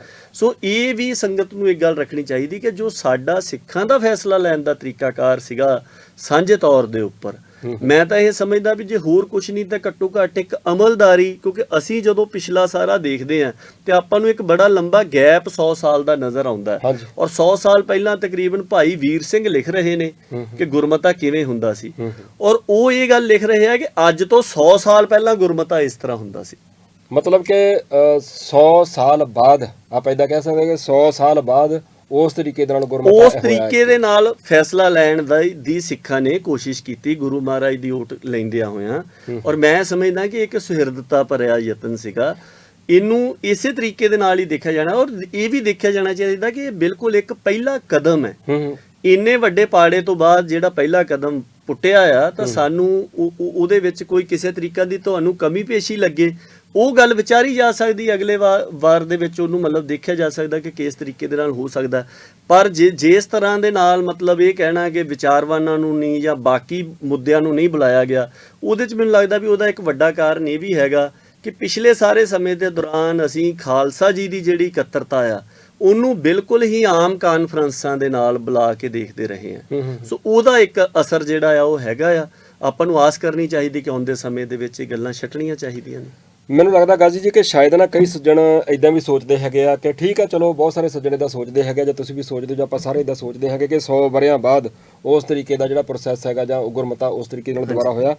ਪਰ ਬਹੁਤ ਸਾਰੇ ਸੱਜਣ ਦਰਅਸਲ ਸ਼ਾਇਦ ਇਦਾਂ ਸੋਚਦੇ ਹੈ ਕਿ ਭਾਈ ਅੰਮ੍ਰਿਤਪਾਲ ਸਿੰਘ ਹੋਰੀਆ ਤਾਜ਼ਾ ਹੁਣ ਦਿਬਰੂਗੜ੍ਹ ਜੇਲ੍ਹ ਦੇ ਵਿੱਚ ਬੰਦ ਹੈਗੇ ਆ ਉਹ। ਸੋ ਜੇ ਉਹਨਾਂ ਦੇ ਮਗਰ ਜਿਸ ਤਰੀਕੇ ਨਾਲ ਖਾਲਸਾ ਪੰਥ ਨੂੰ ਖੜਨਾ ਚਾਹੀਦਾ ਸੀ, ਜਿਵੇਂ ਪੈਰਵਾਈ ਕਰਨੀ ਚਾਹੀਦੀ ਸੀਗੀ, ਵੀ ਉਸ ਤਰੀਕੇ ਨਾਲ ਪੈਰਵਾਈ ਨਹੀਂ ਹੋ ਰਹੀ, ਸ਼ਾਇਦ ਇਸ ਕਰਕੇ ਉਹਨਾਂ ਨੂੰ ਲੱਗਦਾ ਹੈਗਾ ਕਿ ਉਹ ਜੇਲ੍ਹ ਦੇ ਵਿੱਚ ਤੰਗ ਹੈਗੇ ਆ, ਔਖੇ ਆ, ਉਹਨਾਂ ਨੂੰ ਰੋਟੀਆਂ ਦੇ ਵਿੱਚ ਤੰਬਾਕੂ ਪਾ ਕੇ ਦਿੱਤਾ ਜਾ ਰਿਹਾ। ਵੀ ਜਿੱਦਾਂ ਦੀਆਂ ਖਬਰਾਂ ਸਾਹਮਣੇ ਆ ਰਹੀਆਂ ਨੇ, NSA ਲਾਈ ਜਾ ਰਹੀ ਹੈਗੀ ਆ ਪੰਜਾਬੋਂ ਦੂਰ, ਭਈ ਮੇਨ ਜਾਂ ਪਹਿਲਾ ਕੰਮ ਕਰਨ ਵਾਲਾ ਆਹ ਹੈਗਾ ਆ। ਕਈਆਂ ਨੂੰ ਇਦਾਂ ਲੱਗਦਾ ਹੈਗਾ, ਤਾਂ ਕਰਕੇ ਸ਼ਾਇਦ ਕਈ ਕਹਿੰਦੇ ਹੈਗੇ ਕਿ ਤੁਹਾਨੂੰ ਪਹਿਲ ਦੇ ਆਧਾਰ ਦੇ ਉੱਤੇ ਆਹ ਗੱਲ ਕਰਨੀ ਚਾਹੀਦੀ ਆ, ਆਹ ਕੰਮ ਕਰਨਾ ਚਾਹੀਦਾ, ਉਹਨਾਂ ਦੀ ਪੈਰਵਾਈ ਕਰਨੀ ਚਾਹੀਦੀ ਆ। ਜੇ ਹੋਰ ਨਹੀਂ ਤਾਂ ਘੱਟੋ ਘੱਟ ਚਲੋ ਜੇ ਵਿਸ਼ਾ ਜੋ ਮਰਜ਼ੀ ਸੀਗਾ ਵੀ ਉੱਥੇ ਥੋੜੀ ਜਿਹੀ ਉਹਨਾਂ ਬਾਰੇ ਗੱਲ ਹੋ ਜਾਂਦੀ। ਨਹੀਂ, ਦੇਖੋ ਇਸ ਸੰਬੰਧ ਦੇ ਵਿੱਚ ਇੱਕ ਗੱਲ ਤਾਂ ਇਹ ਹੈ ਕਿ ਜਿਹੜੀ ਇਹ ਇਕੱਤਰਤਾ ਆ ਇਹ 11 ਮਾਰਚ ਨੂੰ ਐਲਾਨੀ ਗਈ ਸੀ ਜੀ। ਸੋ ਉਸ ਦਿਨ ਤਾਂ ਕਿਸੇ ਦੇ ਨੂੰ ਵੀ ਇਹ ਹਾਲਾਤ ਤਾਂ ਬਣਦੇ ਬੇਸ਼ੱਕ ਨਜ਼ਰ ਆ ਰਹੇ ਸੀਗੇ ਵੀ ਸਰਕਾਰ ਸਿੱਖਾਂ ਨੂੰ ਬਿਲਕੁਲ ਘੇਰ ਕੇ ਨਖੇੜ ਕੇ ਨਿਸ਼ਾਨੇ ਦੇ ਉੱਪਰ ਲੈਣ ਜਾ ਰਹੀ, ਕਿਉਂਕਿ ਜਦੋਂ 18 ਮਾਰਚ ਨੂੰ ਇਹ ਸ਼ੁਰੂ ਹੋਇਆ ਤਾਂ ਮੈਂ ਪਿਛਲੇ ਜਿਹੜੇ ਬਿਆਨ ਇਹਨਾਂ ਸ਼ਖਸੀਅਤਾਂ ਵੱਲੋਂ ਜਾਰੀ ਹੁੰਦੇ ਸੀਗੇ ਉਹ ਦੇਖੇ, ਤਾਂ ਉਹਨਾਂ ਦੇ ਵਿੱਚ 26 ਫਰਵਰੀ ਦਾ ਜਿਹੜਾ ਬਿਆਨ ਸੀਗਾ ਉਹਦੇ 'ਚ ਬਕਾਇਦਾ ਸਪਸ਼ਟ ਰੂਪ ਦੇ ਵਿੱਚ ਇਹ ਗੱਲ ਲਿਖੀ ਹੋਈ ਸੀ ਕਿ ਹਾਲਾਤ ਇੰਨੇ ਗੰਭੀਰ ਨੇ ਕਿ ਇਹਦਾ ਸਾਰੇ ਕਾਸੇ ਦਾ ਨਤੀਜਾ ਇਹ ਨਿਕਲਦਾ ਨਜ਼ਰ ਆ ਰਿਹਾ ਕਿ ਸਰਕਾਰ ਸਿੱਖਾਂ ਨੂੰ ਨਖੇੜ ਕੇ ਸਿੱਧੇ ਨਿਸ਼ਾਨੇ ਦੇ ਉੱਪਰ ਲੈਣ ਜਾ ਰਹੀ ਹੈ, ਕਿਉਂਕਿ ਈਵੈਂਟਸ ਉਸ ਹਿਸਾਬ ਦੇ ਨਾਲ ਹੋ ਰਹੀਆਂ ਸੀਗੀਆਂ। ਬਾਕੀ ਇਹ ਗੱਲ ਵੀ ਹੈਗੀ ਕਿ ਉਦੋਂ ਤੋਂ ਲੈ ਕੇ 19 ਮਾਰਚ ਨੂੰ ਬਕਾਇਦਾ ਜਿਹੜਾ ਆ ਜਿੱਦਣ ਇਹ ਦਮਨ ਚੱਕਰ ਸ਼ੁਰੂ ਹੁੰਦਾ 18 ਨੂੰ, 19 ਮਾਰਚ ਨੂੰ ਦਲ ਖਾਲਸਾ ਦੇ ਵੱਲੋਂ ਇਕੱਤਰਤਾ ਸੀਗੀ। ਸੋ ਉੱਥੇ ਇਹਨਾਂ ਜਿਹੜੇ ਸਿੰਘ ਸੀਗੇ ਇਹਨਾਂ ਨੇ ਵਿਚਾਰ ਕਰਕੇ ਬਕਾਇਦਾ ਆਪਣਾ ਜੋ ਸਰਕਾਰ ਕਰ ਰਹੀ ਸੀਗੀ ਉਹ ਸਾਰੇ ਕਾਸੇ ਨੂੰ ਕੰਡੈਮ ਕੀਤਾ। ਉਸੇ ਬਿਆਨ ਕਰਕੇ ਭਾਈ ਦਲਜੀਤ ਸਿੰਘ ਹੋਣਾ ਦਾ ਜਿਹੜਾ ਫੇਸਬੁੱਕ ਦਾ ਸਫਾ ਆ ਉਹ ਇੰਡੀਆ ਦੇ ਵਿੱਚ ਰੋਕ ਦਿੱਤਾ ਜਾਂਦਾ, ਉਹਨਾਂ ਦੇ ਹੋਰ ਰਿਸਟ੍ਰਿਕਸ਼ਨਾਂ ਜਿਹੜੀਆਂ ਨੇ ਉਹ ਲਾਈਆਂ ਜਾਂਦੀਆਂ। ਫਿਰ ਉਸ ਸਮੇਂ ਦੇ ਦੌਰਾਨ ਜਿੰਨੇ ਵੀ ਅਸੀਂ ਵੀ ਆਪਣੇ ਵੱਲੋਂ ਕਿਹਾ ਕਿ ਭਾਈ ਜੋ ਵੀ ਇਸ ਮਾਮਲੇ, ਜਿੱਦਾਂ ਮੈਂ ਵੀ ਉਸ ਦਿਨ ਸੁਬਾਹ ਗੱਲ ਕੀਤੀ ਤਾਂ ਇਹੀ ਬੇਨਤੀ ਕੀਤੀ ਵਕੀਲ ਸਾਹਿਬਾਨ ਨੂੰ ਕਿ ਜਦੋਂ ਵੀ ਦਮਨ ਚੱਕਰ ਸ਼ੁਰੂ ਹੁੰਦਾ ਸਭ ਤੋਂ ਜ਼ਰੂਰੀ ਗੱਲ ਹੁੰਦੀ ਹੈ ਕਾਨੂੰਨੀ ਪੈਰਵਾਈ ਦੀ। ਵੀ ਵਕੀਲ ਸਾਹਿਬਾਨ ਨੂੰ ਬੇਨਤੀ ਕੀਤੀ ਕਾਨੂੰਨੀ ਪੈਰਵਾਈ ਕਰੋ। ਮੱਖਣ ਸਿੰਘ ਗੰਡੂਆਂ ਨੂੰ ਸੁਨਾਮ ਪੁਲਿਸ ਨੇ ਫੜਿਆ ਸੀਗਾ, ਉੱਥੇ ਪੰਜਾਬੀ ਯੂਨੀਵਰਸਿਟੀ ਪਟਿਆਲਾ ਤੋਂ ਸਿੰਘ ਪੈਰਵਾਈ ਕਰਨ ਗਏ। ਮੈਂ ਉਹਨਾਂ ਨੂੰ ਬਕਾਇਦਾ ਫੋਨ ਕਰਕੇ ਕਿਹਾ ਕਿ ਹੁਣ ਤੁਸੀਂ ਇੱਕ ਬੰਦੇ ਦੀ ਪੈਰਵਾਈ ਕਰਕੇ ਨਾ ਆਇਓ, ਵੀ ਜਿੰਨੇ ਵੀ ਉੱਥੇ ਫੜੇ ਨੇ ਉਹਨਾਂ ਸਾਰਿਆਂ ਦੀ ਪੈਰਵਾਈ ਕਰਕੇ ਆਇਓ, ਜਿਹਦੇ ਚੋਂ ਵਾਰਸ ਪੰਜਾਬ ਦੇ ਜ਼ਿਲ੍ਹੇ ਦੇ ਜਿਹੜੇ ਸੱਜਣ ਸੀਗੇ ਮੁਖੀ ਅੰਮ੍ਰਿਤਪਾਲ ਸਿੰਘ ਹੋਣਾ ਦੇ ਵੱਲੋਂ ਥਾਪੇ ਹੋਏ, ਉਹਨਾਂ ਨੂੰ ਵੀ ਗ੍ਰਿਫਤਾਰ ਕੀਤਾ ਸੀਗਾ। ਉਹਨਾਂ ਦੇ ਪਰਿਵਾਰ ਨਾਲ ਵੀ ਉਹਨਾਂ ਨੇ ਮੁਲਾਕਾਤ ਕੀਤੀ। ਇਹ 19 ਤੇ 20 ਤਰੀਕ ਦੀਆਂ ਗੱਲਾਂ ਹੈਗੀਆਂ ਆ, ਔਰ ਉਹਨਾਂ ਦੀ ਵੀ ਜੋ ਕਾਨੂੰਨੀ ਪੈਰਵਾਈ ਬਣਦੀ ਸੀਗੀ ਉਹ ਕਰਨ ਦਾ ਉਹਨਾਂ ਨੇ ਯਤਨ ਕੀਤਾ। ਉਸ ਤੋਂ ਬਾਅਦ ਦੇ ਵਿੱਚ ਕਿਸੇ ਨੂੰ ਇਹ ਪਤਾ ਨਹੀਂ ਸੀਗਾ ਕਿ ਕਿੰਨੇ ਵਿਅਕਤੀ ਜਿਹੜੇ ਆ ਉਹ ਗ੍ਰਿਫਤਾਰ ਹੋਏ ਨੇ, ਕਿਹਨੂੰ ਕਿੱਥੇ ਰੱਖਿਆ, ਕਿਹਦੇ ਤੇ ਕੇਸ ਪਾਇਆ, ਕਿਹਦੇ ਤੇ 751 ਹੋਈ ਆ। ਉਸ ਸਮੇਂ ਜਸਪਾਲ ਸਿੰਘ ਮੰਝਪੁਰ ਹੋਣਾ ਨੇ ਸੂਚੀ ਤਿਆਰ ਕਰਨੀ ਸ਼ੁਰੂ ਕੀਤੀ। ਜਿੰਨੀ ਜਾਣਕਾਰੀ ਸਾਡੇ ਕੋਲ ਵੀ ਆ ਰਹੀ ਸੀ ਮੈਂ ਉਹਨਾਂ ਨਾਲ ਸਾਂਝੀ ਕਰਦਾ ਰਿਹਾ। ਉਹ ਸੂਚੀ ਆਈ ਬਾਅਦ ਦੇ ਵਿੱਚ ਜਦੋਂ ਇਸੇ ਹੀ ਵਿਸ਼ਵ ਸਿੱਖ ਇਕੱਤਰਤਾ ਸੰਬੰਧੀ ਤਾਲਮੇਲ ਕਰਦਿਆਂ ਹੋਇਆਂ ਇੱਕ ਸੰਗਰੂਰ ਦੇ ਵਿੱਚ ਮੀਟਿੰਗ ਸੀਗੀ, ਤਾਂ ਉੱਥੇ ਇੱਕ ਵਕੀਲ ਸਾਹਿਬ ਆਏ ਹੋਏ ਸੀ। ਉਹਨਾਂ ਨੇ ਇਹ ਗੱਲ ਦੱਸੀ, ਉਹ ਕਹਿੰਦੇ ਜੀ ਅੰਮ੍ਰਿਤਪਾਲ ਸਿੰਘ ਹੋਣਾ ਦੇ ਨਾਲ ਜਿਹੜਾ ਬਿਲਕੁਲ ਉਹਨਾਂ ਦੀ ਗੱਡੀ ਦੇ ਵਿੱਚ 5-6 ਸਿੰਘ ਬਹਿੰਦੇ ਸੀ, ਉਹਨਾਂ ਦੇ ਵਿੱਚੋਂ ਇੱਕ ਸਿੰਘ ਉਸ ਏਰੀਏ ਦਾ ਸੀਗਾ, ਤਕਰੀਬਨ 19-20 ਸਾਲ ਦੀ ਉਹ ਕਹਿੰਦੇ ਵੀ ਉਹਦੀ ਉਮਰ ਹੈ। ਉਹ ਕਹਿੰਦੇ ਵੀ ਉਹਦੇ ਬਾਰੇ ਬਿਲਕੁਲ ਨਹੀਂ ਸੀ ਪਤਾ ਲੱਗ ਰਿਹਾ ਕਿ ਉਹ ਕਿੱਥੇ ਹੈ ਤੇ ਕਿੱਥੇ ਨਹੀਂ ਹੈ। ਉਹ ਕਹਿੰਦੇ ਵੀ ਉਹ ਮੰਝਪੁਰ ਹੋਣਾ ਨੇ ਜਿਹੜੀ ਸੂਚੀ ਜਾਰੀ ਕੀਤੀ ਪੰਜਾਬ ਲਾਇਰਸ ਵੱਲੋਂ, ਉਹ ਦੇਖ ਕੇ ਪਤਾ ਲੱਗਾ ਵੀ ਇਹ ਤਾਂ ਭਾਈ ਇਹਦੇ ਤੇ ਆਹ ਕੇਸ ਪਾ ਦਿੱਤਾ ਤੇ ਫਲਾਨੀ ਜੇਲ੍ਹ ਦੇ ਵਿੱਚ ਆ। ਉਸ ਤੋਂ ਬਾਅਦ ਉਹ ਕਹਿੰਦੇ ਵੀ ਉਹਦੇ ਪਰਿਵਾਰ ਦੇ ਨਾਲ ਮੁਲਾਕਾਤ ਹੋਈ ਆ, ਉਹਦੀ ਕਾਨੂੰਨੀ ਪੈਰਵਾਈ ਜਿਹੜੀ ਆ ਉਹ ਸ਼ੁਰੂ ਹੋਈ। ਉਸ ਸਮੇਂ ਦੇ ਦੌਰਾਨ ਪੱਤਰਕਾਰਾਂ ਦੇ ਜਿਹੜੇ ਖਾਤੇ ਰੋਕੇ ਗਏ, ਘਰਾਂ ਦੇ ਵਿੱਚ ਛਾਪੇ ਮਾਰੇ ਗਏ। ਮੈਂ ਨਿੱਜੀ ਤੌਰ ਦੇ ਉੱਪਰ ਵੀ ਮਤਲਬ ਪੱਤਰਕਾਰਾਂ ਦੇ ਜਿਹੜੇ ਵੱਡੇ ਅਦਾਰੇ ਸੀਗੇ ਉਹਨਾਂ ਸਾਰੇ ਅਦਾਰਿਆਂ ਦੇ ਨਾਲ ਲਗਾਤਾਰ ਸੰਪਰਕ ਦੇ ਵਿੱਚ ਰਿਹਾ। ਜਿਨ੍ਹਾਂ ਦੇ ਘਰਾਂ ਦੇ ਛਾਪੇ ਪਏ ਉਹਨਾਂ ਦੇ ਨਾਲ ਗੱਲ ਕੀਤੀ, ਬਕਾਇਦਾ ਉਹਨਾਂ ਨੂੰ ਲਿਖਤੀ ਚਿੱਠੀਆਂ ਭੇਜੀਆਂ ਪੱਤਰਕਾਰਾਂ ਦੇ ਵੱਡੇ ਅਦਾਰੇ ਜਿੱਦਾਂ ਐਡੀਟਰਸ ਗਿਲਡ ਆਫ ਇੰਡੀਆ, ਉਹਨਾਂ ਦੇ ਬਕਾਇਦਾ ਸਟੇਟਮੈਂਟ ਵੀ ਜਿਹੜੀ ਆ ਉਹ ਮੁੜ ਕੇ ਅਪ੍ਰੈਲ ਮਹੀਨੇ ਦੇ ਵਿੱਚ ਜਾਰੀ ਕੀਤੀ, ਜਿਹਦੇ ਵਿੱਚ ਉਹਨਾਂ ਨੇ ਰੋਕਾਂ ਦੀ ਕੰਡੈਮਨੇਸ਼ਨ ਕੀਤੀ ਹੈ। ਸੋ ਜੋ ਵੀ ਉਸ ਸਮੇਂ ਦੇ ਦੌਰਾਨ ਕਰਨਾ ਬਣਦਾ ਸੀਗਾ ਉਹ ਕੀਤਾ ਗਿਆ। ਅੱਛਾ, ਪਰ ਉਹਦੇ ਵਿੱਚ ਹੁਣ ਜਿੰਨਾ ਵਿਆਪਕ ਸੀਗਾ ਉਹਦੇ ਵਿੱਚ ਤੁਸੀਂ ਕਹੋ ਵੀ ਮਤਲਬ ਇਸ ਤਰੀਕੇ ਦੇ ਨਾਲ ਨਹੀਂ ਹੋ ਸਕਿਆ, ਤਾਂ ਜਿਹੜੇ ਬੰਦੇ ਕਹਿ ਰਹੇ ਆ ਭਾਈ ਉਹਨਾਂ ਨੂੰ ਵੀ ਥੋੜੀ ਜੀ ਆਪਣੀ ਵਿਚਾਰ ਕਰਨੀ ਚਾਹੀਦੀ ਵੀ ਉਸ ਸਮੇਂ ਦੇ ਦੌਰਾਨ ਆਪਾਂ ਕੀ ਕਰ ਰਹੇ ਸੀਗੇ। ਪਰ ਇਦਾਂ ਹੈਗਾ ਵੀ ਕਈ ਸੱਜਣ ਸ਼ਾਇਦ ਇਦਾਂ ਸੋਚਦੇ ਹੈਗੇ ਆ ਵੀ ਜਿਹੜਾ ਭਾਵੇਂ ਹੁਣ ਕੰਮ 100 ਵਰਿਆਂ ਬਾਅਦ ਹੀ ਸਹੀ, ਚਲੋ ਚੰਗਾ ਕੰਮ 100 ਵਰਿਆਂ ਬਾਅਦ ਭਈ 101 ਵਰੇ ਬਾਅਦ ਹੋ ਲੈਂਦਾ, ਚਲੋ ਸਾਲ ਕੁ ਹੋਰ ਲੰਘ ਜਾਂਦਾ। ਹੁਣ ਜੇ ਤੁਸੀਂ ਸਾਰੇ ਪੁਰਾਣੇ ਸੂਰਬੀਰ ਬਹਾਦਰ ਯੋਧੇ ਹੁਣ ਇਕੱਠੇ ਹੋਏ ਸਗੇ ਤਾਂ ਪਹਿਲਾਂ ਹੁਣ ਜੇ ਨੌਜਵਾਨ ਇਹਨੇ ਜਾਹੋ ਜਲਾਲ ਦੇ ਨਾਲ ਜੇ ਪੰਜਾਬ 'ਚ ਆਇਆ ਸੀਗਾ ਤੇ ਜਰਾ ਕਿ ਇਹਦੀ ਪੈਰਵਾਈ ਕਰ ਲੈਂਦੇ, ਸਾਲ ਕੱਟ ਲੈਂਦੇ, ਚਲੋ ਹਨਾ ਕਾਨੂੰਨੀ ਕਾਰਵਾਈ ਤਾਂ ਹੋ ਰਹੀ ਹੈ, ਨਾਲ ਤੁਸੀਂ ਗਰਾਊਂਡ ਲੈਵਲ ਦੇ ਉੱਪਰ ਵੀ ਥੋੜਾ ਜਿਹਾ ਵਰਕ ਕਰ ਲੈਂਦੇ। ਸ਼ਾਇਦ ਕਈ ਇਦਾਂ ਸੋਚਦੇ ਆ, ਸ਼ਾਇਦ ਤਾਂ ਕਰਕੇ ਵੀ ਕਈ ਤੁਹਾਡੇ ਵੱਲੋਂ। ਮੈਂ ਜਿਸ ਤਰ੍ਹਾਂ ਬੇਨਤੀ ਕੀਤੀ ਕਿ ਇਹ ਅਮਲ ਮਾਰਚ 2022 ਦੇ ਵਿੱਚ ਸ਼ੁਰੂ ਹੋਇਆ ਸੀਗਾ ਜੀ। ਮਾਰਚ 2022 ਦੇ ਦੌਰਾਨ ਜਿਹੜੇ ਪੁਰਾਣੇ ਸੰਘਰਸ਼ ਦੇ ਵਿੱਚੋਂ ਆਏ ਹੋਏ ਸ਼ਖਸੀਅਤਾਂ ਹੈਗੀਆਂ, ਉਹਨਾਂ ਨੇ ਵਿਚਾਰ ਕੀਤੀ ਕਿ ਇਸ ਸਮੇਂ ਦੇ ਵਿੱਚ ਬਹੁਤ ਜ਼ਿਆਦਾ ਖਲਾਰਾ ਪੈ ਰਿਹਾ ਪੰਥ ਦੇ ਵਿੱਚ, ਔਰ ਆਪਸੀ ਇਕਸੁਰਤਾ ਜਿਹੜੀ ਹੈ ਉਹ ਬਿਲਕੁਲ ਤਾਰ-ਤਾਰ ਹੋਈ ਹੈ, ਖਿੰਡਾਓ ਦਾ ਮਾਹੌਲ ਹੈ, ਤੇ ਦੂਸਰੇ ਪਾਸੇ ਜਿੰਨੀ ਸਾਰੀ ਪੋਲੀਟੀਕਲ ਸਿਚੁਏਸ਼ਨ ਹੈ ਉਹ ਡੀਸਟੇਬਲਾਈਜ਼ ਹੋ ਗਈ ਹੈ। ਪੰਜਾਬ ਦੀ ਵੀ, ਇੰਡੀਆ ਦੀ ਵੀ ਲਗਾਤਾਰ ਹਿੰਦੂਤਵਾ ਵੱਲ ਨੂੰ ਮੋਦੀ ਸਰਕਾਰ ਜਿਹੜੀ ਉਹ ਵੱਧ ਰਹੀ ਹੈ। ਦੱਖਣੀ ਏਸ਼ੀਆ ਜਿਹਦੇ ਬਾਰੇ 'ਚ 2017-18 ਤੋਂ ਇਹ ਗੱਲ ਕਰ ਰਹੇ ਸੀਗੇ ਕਿ ਸੈਂਟਰ ਬਣਨਾ ਆ ਵੱਡੀਆਂ ਤਾਕਤਾਂ ਦੇ ਭੇੜ ਦਾ, ਉਹ ਬਣ ਰਿਹਾ ਹੈ, ਉਹ ਸਭ ਨੂੰ ਨਜ਼ਰ ਆ ਰਿਹਾ ਆ। ਕੌਮਾਂਤਰੀ ਤਾਕਤਾਂ ਜਿਹੜੀਆਂ ਆ ਉਹਨਾਂ ਦੀ ਵੀ ਸਿੱਖਾਂ ਦੇ ਵਿੱਚ ਇਸ ਖਿੱਤੇ ਦੇ ਵਿੱਚ ਰੁਚੀ ਜਿਹੜੀ ਆ ਉਹ ਵਧੀ ਹੈ। ਇਸ ਸਮੇਂ ਕੀ ਕਰਨਾ ਚਾਹੀਦਾ? ਸੋ ਉਹਦੇ ਵਾਸਤੇ ਪਹਿਲਾਂ ਇੱਕ ਦਾਇਰੇ ਦੇ ਵਿੱਚ ਗੱਲਬਾਤ ਹੋਈ। ਇਹ ਮੈਂ ਉਹ ਗੱਲਾਂ ਦੱਸ ਰਿਹਾ ਜਿਹੜੀਆਂ ਕਿਤੇ ਵੀ ਅਖਬਾਰਾਂ ਦੇ ਵਿੱਚ ਜਾਂ ਤੁਹਾਨੂੰ ਵੈਸੇ ਨਹੀਂ ਪਤਾ ਲੱਗੀਆਂ। ਸੋ ਉਹ ਸਾਰੀ ਗੱਲਬਾਤ ਹੋਈ। ਫਿਰ ਉਹਦੇ ਵਿੱਚੋਂ ਬਕਾਇਦਾ 2 ਵਾਰ ਇਸੜੂ ਦੇ ਵਿੱਚ ਵਿਆਪਕ ਕਾਨਫਰੰਸ ਹੋਈ, ਜਿਹੜੀ ਕਿਸੇ ਮੀਡੀਆ ਦੇ ਵਿੱਚ ਨਹੀਂ ਆਈ, ਕਿਤੇ ਨਹੀਂ ਆਈ। ਉੱਥੇ 3 ਹਿੱਸੇ ਪ੍ਰਮੁੱਖ ਰੂਪ 'ਚ ਸ਼ਾਮਲ ਹੋਏ, ਜਿਹੜੇ ਖਾੜਕੂ ਸੰਘਰਸ਼ ਦੀ ਅਗਵਾਈ ਦੇ ਵਿੱਚ ਰਹੇ, ਜਿਨ੍ਹਾਂ ਨੇ ਉਹਦੇ 'ਚ ਹਿੱਸਾ ਲਿਆ, ਜਿਹੜੇ ਉਹਦੇ ਸਪੋਰਟਰ ਸੀਗੇ ਤੇ ਜਿਹੜੇ ਉਹਦੇ ਹਮਦਰਦ ਸੀਗੇ। ਇਹਨਾਂ 3 ਹਿੱਸਿਆਂ ਦੇ ਜਿੰਨੀਆਂ ਵੀ ਸ਼ਖਸੀਅਤਾਂ ਸੀ ਉਹਨਾਂ ਨੇ ਇਕੱਤਰ ਹੋ ਕੇ ਵਿਚਾਰ ਚਰਚਾ ਕੀਤੀ। ਇਹ ਹੋਇਆ ਕਿ ਸਾਰਿਆਂ ਦੇ ਨਾਲ ਵਿਚਾਰ ਦਾ ਸਿਲਸਿਲਾ ਸ਼ੁਰੂ ਕੀਤਾ ਜਾਵੇ, ਜਿਹਦੇ ਵਿੱਚੋਂ ਇਹ 11 ਸ਼ਖਸੀਅਤਾਂ ਜਿਹੜੀਆਂ ਇਹਨਾਂ ਨੇ ਜ਼ਿੰਮੇਵਾਰੀ ਉੱਠੀ ਕਿ ਅਸੀਂ ਸਭ ਨੂੰ ਮਿਲ ਕੇ, ਚਾਹੇ ਉਹ ਸਿੱਖਾਂ ਦੀ ਕਿਸੇ ਵੀ ਵੰਨਗੀ ਦੇ ਹੋਵੇ, ਜਿਹੜੇ ਅਜੇ ਵੀ ਪੰਥਕ ਘੇਰੇ 'ਚ ਆਪਾਂ ਨੂੰ ਖੜੇ ਨਜ਼ਰ ਆ ਰਹੇ ਆ, ਉਹਨਾਂ ਸਾਰਿਆਂ ਤੱਕ ਪਹੁੰਚ ਕੀਤੀ ਜਾਊਗੀ। ਔਰ ਉਸ ਸਾਰੀ ਵਿਚਾਰ ਚਰਚਾ ਦੇ ਵਿੱਚੋਂ ਚੱਲਦਿਆਂ ਹੋਇਆਂ, ਗੋਸ਼ਟੀਆਂ ਦੇ ਸਿਲਸਿਲੇ ਦੇ ਵਿੱਚੋਂ ਚੱਲਦਿਆਂ ਹੋਇਆਂ, ਉਹਦੇ 'ਚ 4 ਵਿਸ਼ੇ ਵਿਚਾਰ ਦੇਣ ਵਾਸਤੇ ਰੱਖੇ ਗਏ ਸੀਗੇ। ਇੱਕ ਤਖਤ ਸਾਹਿਬਾਨ ਦੀ ਆਜ਼ਾਦੀ ਦਾ, ਇੱਕ ਗੁਰਦੁਆਰਾ ਸਾਹਿਬਾਨ ਦੇ ਪ੍ਰਬੰਧਨ ਦਾ, ਇੱਕ ਜੋ ਪੰਜਾਬ ਦੀ ਖੁਦਮੁਖਤਿਆਰੀ ਦੀ ਸਿਆਸਤ ਹੈਗੀ ਆ, ਔਰ ਚੌਥਾ ਜੋ ਮਤਲਬ ਆਜ਼ਾਦੀ ਦੇ ਸੰਘਰਸ਼ ਦੀ ਗੱਲ ਹੈਗੀ ਹੈ। ਸੋ ਇਹਨਾਂ ਸਾਰਿਆਂ ਦੇ ਵਿੱਚੋਂ ਆਇਆ ਕਿ ਬਹੁਤਾਤ ਹਿੱਸਾ ਜਿਹੜਾ ਕਾਮਨ ਸਾਰਿਆਂ ਨੂੰ ਲੱਗਦਾ ਕਿ ਜੇ ਅੱਜ ਸਾਡੇ ਨੌਜਵਾਨਾਂ ਦੀ ਪੈਰਵਾਈ ਨਹੀਂ ਹੋ ਰਹੀ, ਉਹ ਇਸ ਕਰਕੇ ਨਹੀਂ ਹੋ ਰਹੀ ਕਿ ਅਕਾਲ ਤਖਤ ਸਾਹਿਬ ਜਿੰਨੇ ਸਾਰਿਆਂ ਨੂੰ ਸੂਤਰਧਾਰ ਕਰਨਾ ਸੀਗਾ, ਅੱਜ ਉਹ ਆਪਣੀ ਸਹੀ ਭੂਮਿਕਾ ਨਹੀਂ ਨਿਭਾ ਰਿਹਾ। ਜ਼ਿੰਮੇਵਾਰੀ ਤਾਂ ਇਹ ਸਾਡੀਆਂ ਸੰਸਥਾਵਾਂ, ਗੁਰੂ ਵਰਸੋਈਆਂ ਸੰਸਥਾਵਾਂ ਦੀ ਬਣਦੀ ਹੈ ਕਿ ਜੇ ਸਿੱਖਾਂ ਦੇ ਵਿੱਚ ਬੇਇਤਫਾਕੀ ਆ ਤਾਂ ਅਕਾਲ ਤਖਤ ਸਾਹਿਬ ਦੀ ਭੂਮਿਕਾ ਬਣਦੀ ਹੈ ਕਿ ਉਹ ਸਾਰਿਆਂ ਨੂੰ ਇਤਫਾਕ ਦੇ ਵਿੱਚ ਲਿਆਉਣ ਦੇ ਲਈ ਕਰੇ। ਜੇ ਸਾਡੇ ਨੌਜਵਾਨਾਂ ਦੇ ਉੱਪਰ ਦਮਨ ਹੋ ਰਿਹਾ ਤਾਂ ਅਕਾਲ ਤਖਤ ਸਾਹਿਬ ਦੀ ਇਹ ਰਹਿਨੁਮਾਈ ਆ ਕਿ ਉਹ ਸਾਰਾ ਹੋਵੇ, ਪਰ ਉਹ ਨਹੀਂ ਹੋ ਰਿਹਾ। ਸੋ ਇਸ ਕਰਕੇ ਜਿੰਨੀ ਦੇਰ ਤੱਕ ਇਹ ਸਹੀ ਨਹੀਂ ਹੁੰਦਾ, ਉਨੀ ਦੇਰ ਤੱਕ ਕਿਸੇ ਵੀ ਇੱਕ ਹਿੱਸੇ ਦੀ ਇਹ ਸਮਰੱਥਾ ਨਹੀਂ ਹੈਗੀ ਕਿ ਉਹ ਸਾਰੀਆਂ ਸਮੱਸਿਆਵਾਂ ਨੂੰ ਡੀਲ ਕਰ ਸਕੇ। ਉਦਾਂ ਅੰਮ੍ਰਿਤਪਾਲ ਸਿੰਘ ਹੋਰੀ ਤੇ ਅੰਮ੍ਰਿਤਪਾਲ ਸਿੰਘ ਹੋਰਾਂ ਦੇ ਕੰਮਕਾਰ ਕਰਨ ਦੇ ਢੰਗ ਤਰੀਕੇ, ਜਿੰਨਾ ਸਮਾਂ ਵੀ ਉਹਨਾਂ ਨੇ ਕੰਮ ਕੀਤਾ, ਬੁਰਾ ਤਾਂ ਨਹੀਂ ਲੱਗਦਾ ਬੜਾ? ਅੰਮ੍ਰਿਤਪਾਲ ਸਿੰਘ ਵੀ ਵੈਸੇ ਤਾਂ ਨਹੀਂ ਬੁਰਾ ਲੱਗਦਾ। ਦੇਖੋ, ਕਿਉਂ ਜੇਕਰ ਕੋਈ ਵੀ ਪੰਜਾਬ ਦੇ ਵਿੱਚ ਆ ਕੇ ਕਾਰਜ ਕਰ ਰਿਹਾ ਆ, ਉਹਨੂੰ ਕੋਈ ਕਿਉਂ ਕਹੂਗਾ? ਕਿਸੇ ਦੇ ਨਾਲ ਸਹਿਮਤੀ ਅਸਹਿਮਤੀ, ਕਿਸੇ ਨੇ ਕੋਈ ਚੰਗੀ ਗੱਲ ਕਹੀ ਮਾੜੀ ਕਹੀ, ਉਹ ਆਪਣੀ ਥਾਂ ਦੇ ਉੱਪਰ ਹੈ।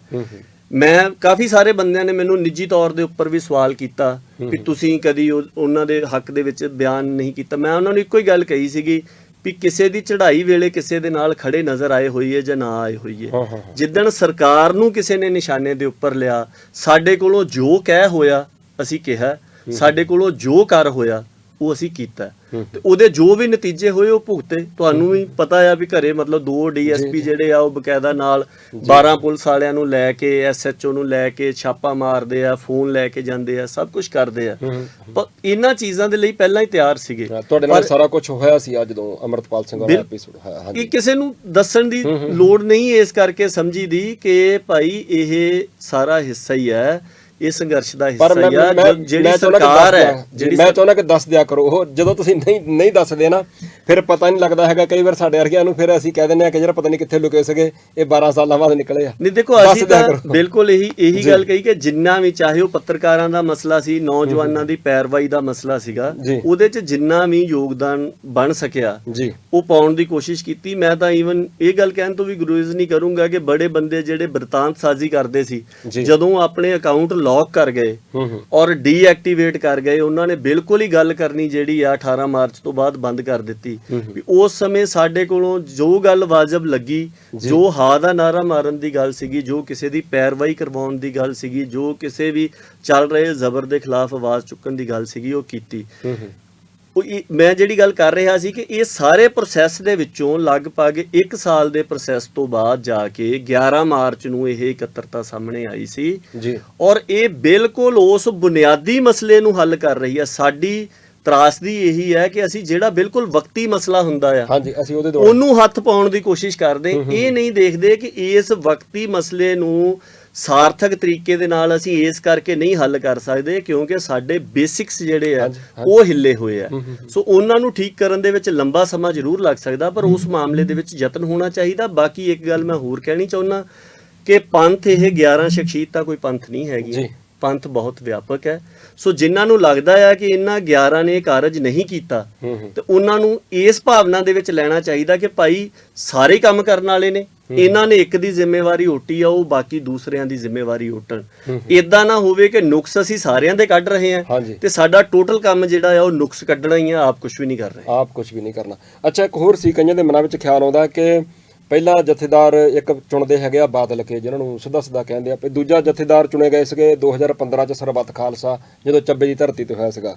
ਵੀ ਹੁਣ ਇੱਕ ਵਿਸ਼ਵ ਸਿੱਖ ਇਕੱਤਰਤਾ ਹੋ ਰਹੀ ਆ, ਵੀ ਹੁਣ ਸ਼ਾਇਦ ਆਉਂਦੇ ਸਮੇਂ 'ਚ ਇਹਨਾਂ ਨੇ ਵੀ ਇੱਕ ਨਵਾਂ ਜਥੇਦਾਰ ਏਦਾਂ ਵੀ ਸੋਚਦੇ ਆ ਕਿ ਇਹ ਦੇਖੋ, ਇਹ ਤਾਂ ਮੇਰੇ ਖਿਆਲ ਦੇ ਵਿੱਚ ਜਿਨ੍ਹਾਂ ਨੇ ਵੀ 11 ਮਾਰਚ ਵਾਲੀ ਪ੍ਰੈਸ ਕਾਨਫਰੰਸ ਸੁਣੀ ਹੋਵੇ, ਉਹਨਾਂ ਨੂੰ ਸਪਸ਼ਟ ਹੋ ਜਾਣਾ ਚਾਹੀਦਾ ਸੀਗਾ, ਕਿਉਂਕਿ ਪਹਿਲਾ ਸਵਾਲ ਹੀ ਪੱਤਰਕਾਰਾਂ ਦੇ ਵੱਲੋਂ ਉਸ ਦਿਨ ਇਹ ਆਇਆ ਸੀਗਾ ਕਿ ਕੀ ਇਸ ਵਿਸ਼ਵ ਸਿੱਖ ਇਕੱਤਰਤਾ ਨੂੰ ਸਰਬੱਤ ਖਾਲਸਾ ਕਿਹਾ ਜਾ ਸਕਦਾ, ਔਰ ਉਹਦੇ ਜਵਾਬ ਦੇ ਵਿੱਚ ਭਾਈ ਦਲਜੀਤ ਸਿੰਘ, ਭਾਈ ਨਰੈਣ ਸਿੰਘ ਚੌੜਾ ਹੋਣਾ ਨੇ ਇਹੀ ਗੱਲ ਕਹੀ ਸੀ ਕਿ ਨਹੀਂ, ਇਹਨੂੰ ਨਹੀਂ ਕਿਹਾ ਜਾ ਸਕਦਾ, ਇਸ ਤਰ੍ਹਾਂ ਸਰਬੱਤ ਖਾਲਸਾ ਨਹੀਂ ਬੁਲਾਇਆ ਜਾਂਦਾ, ਤੇ ਇਹ ਉਹਦੇ ਵੱਲ ਨੂੰ ਪਹਿਲਾ ਕਦਮ ਕਿਹਾ ਜਾ ਸਕਦਾ ਹੈ।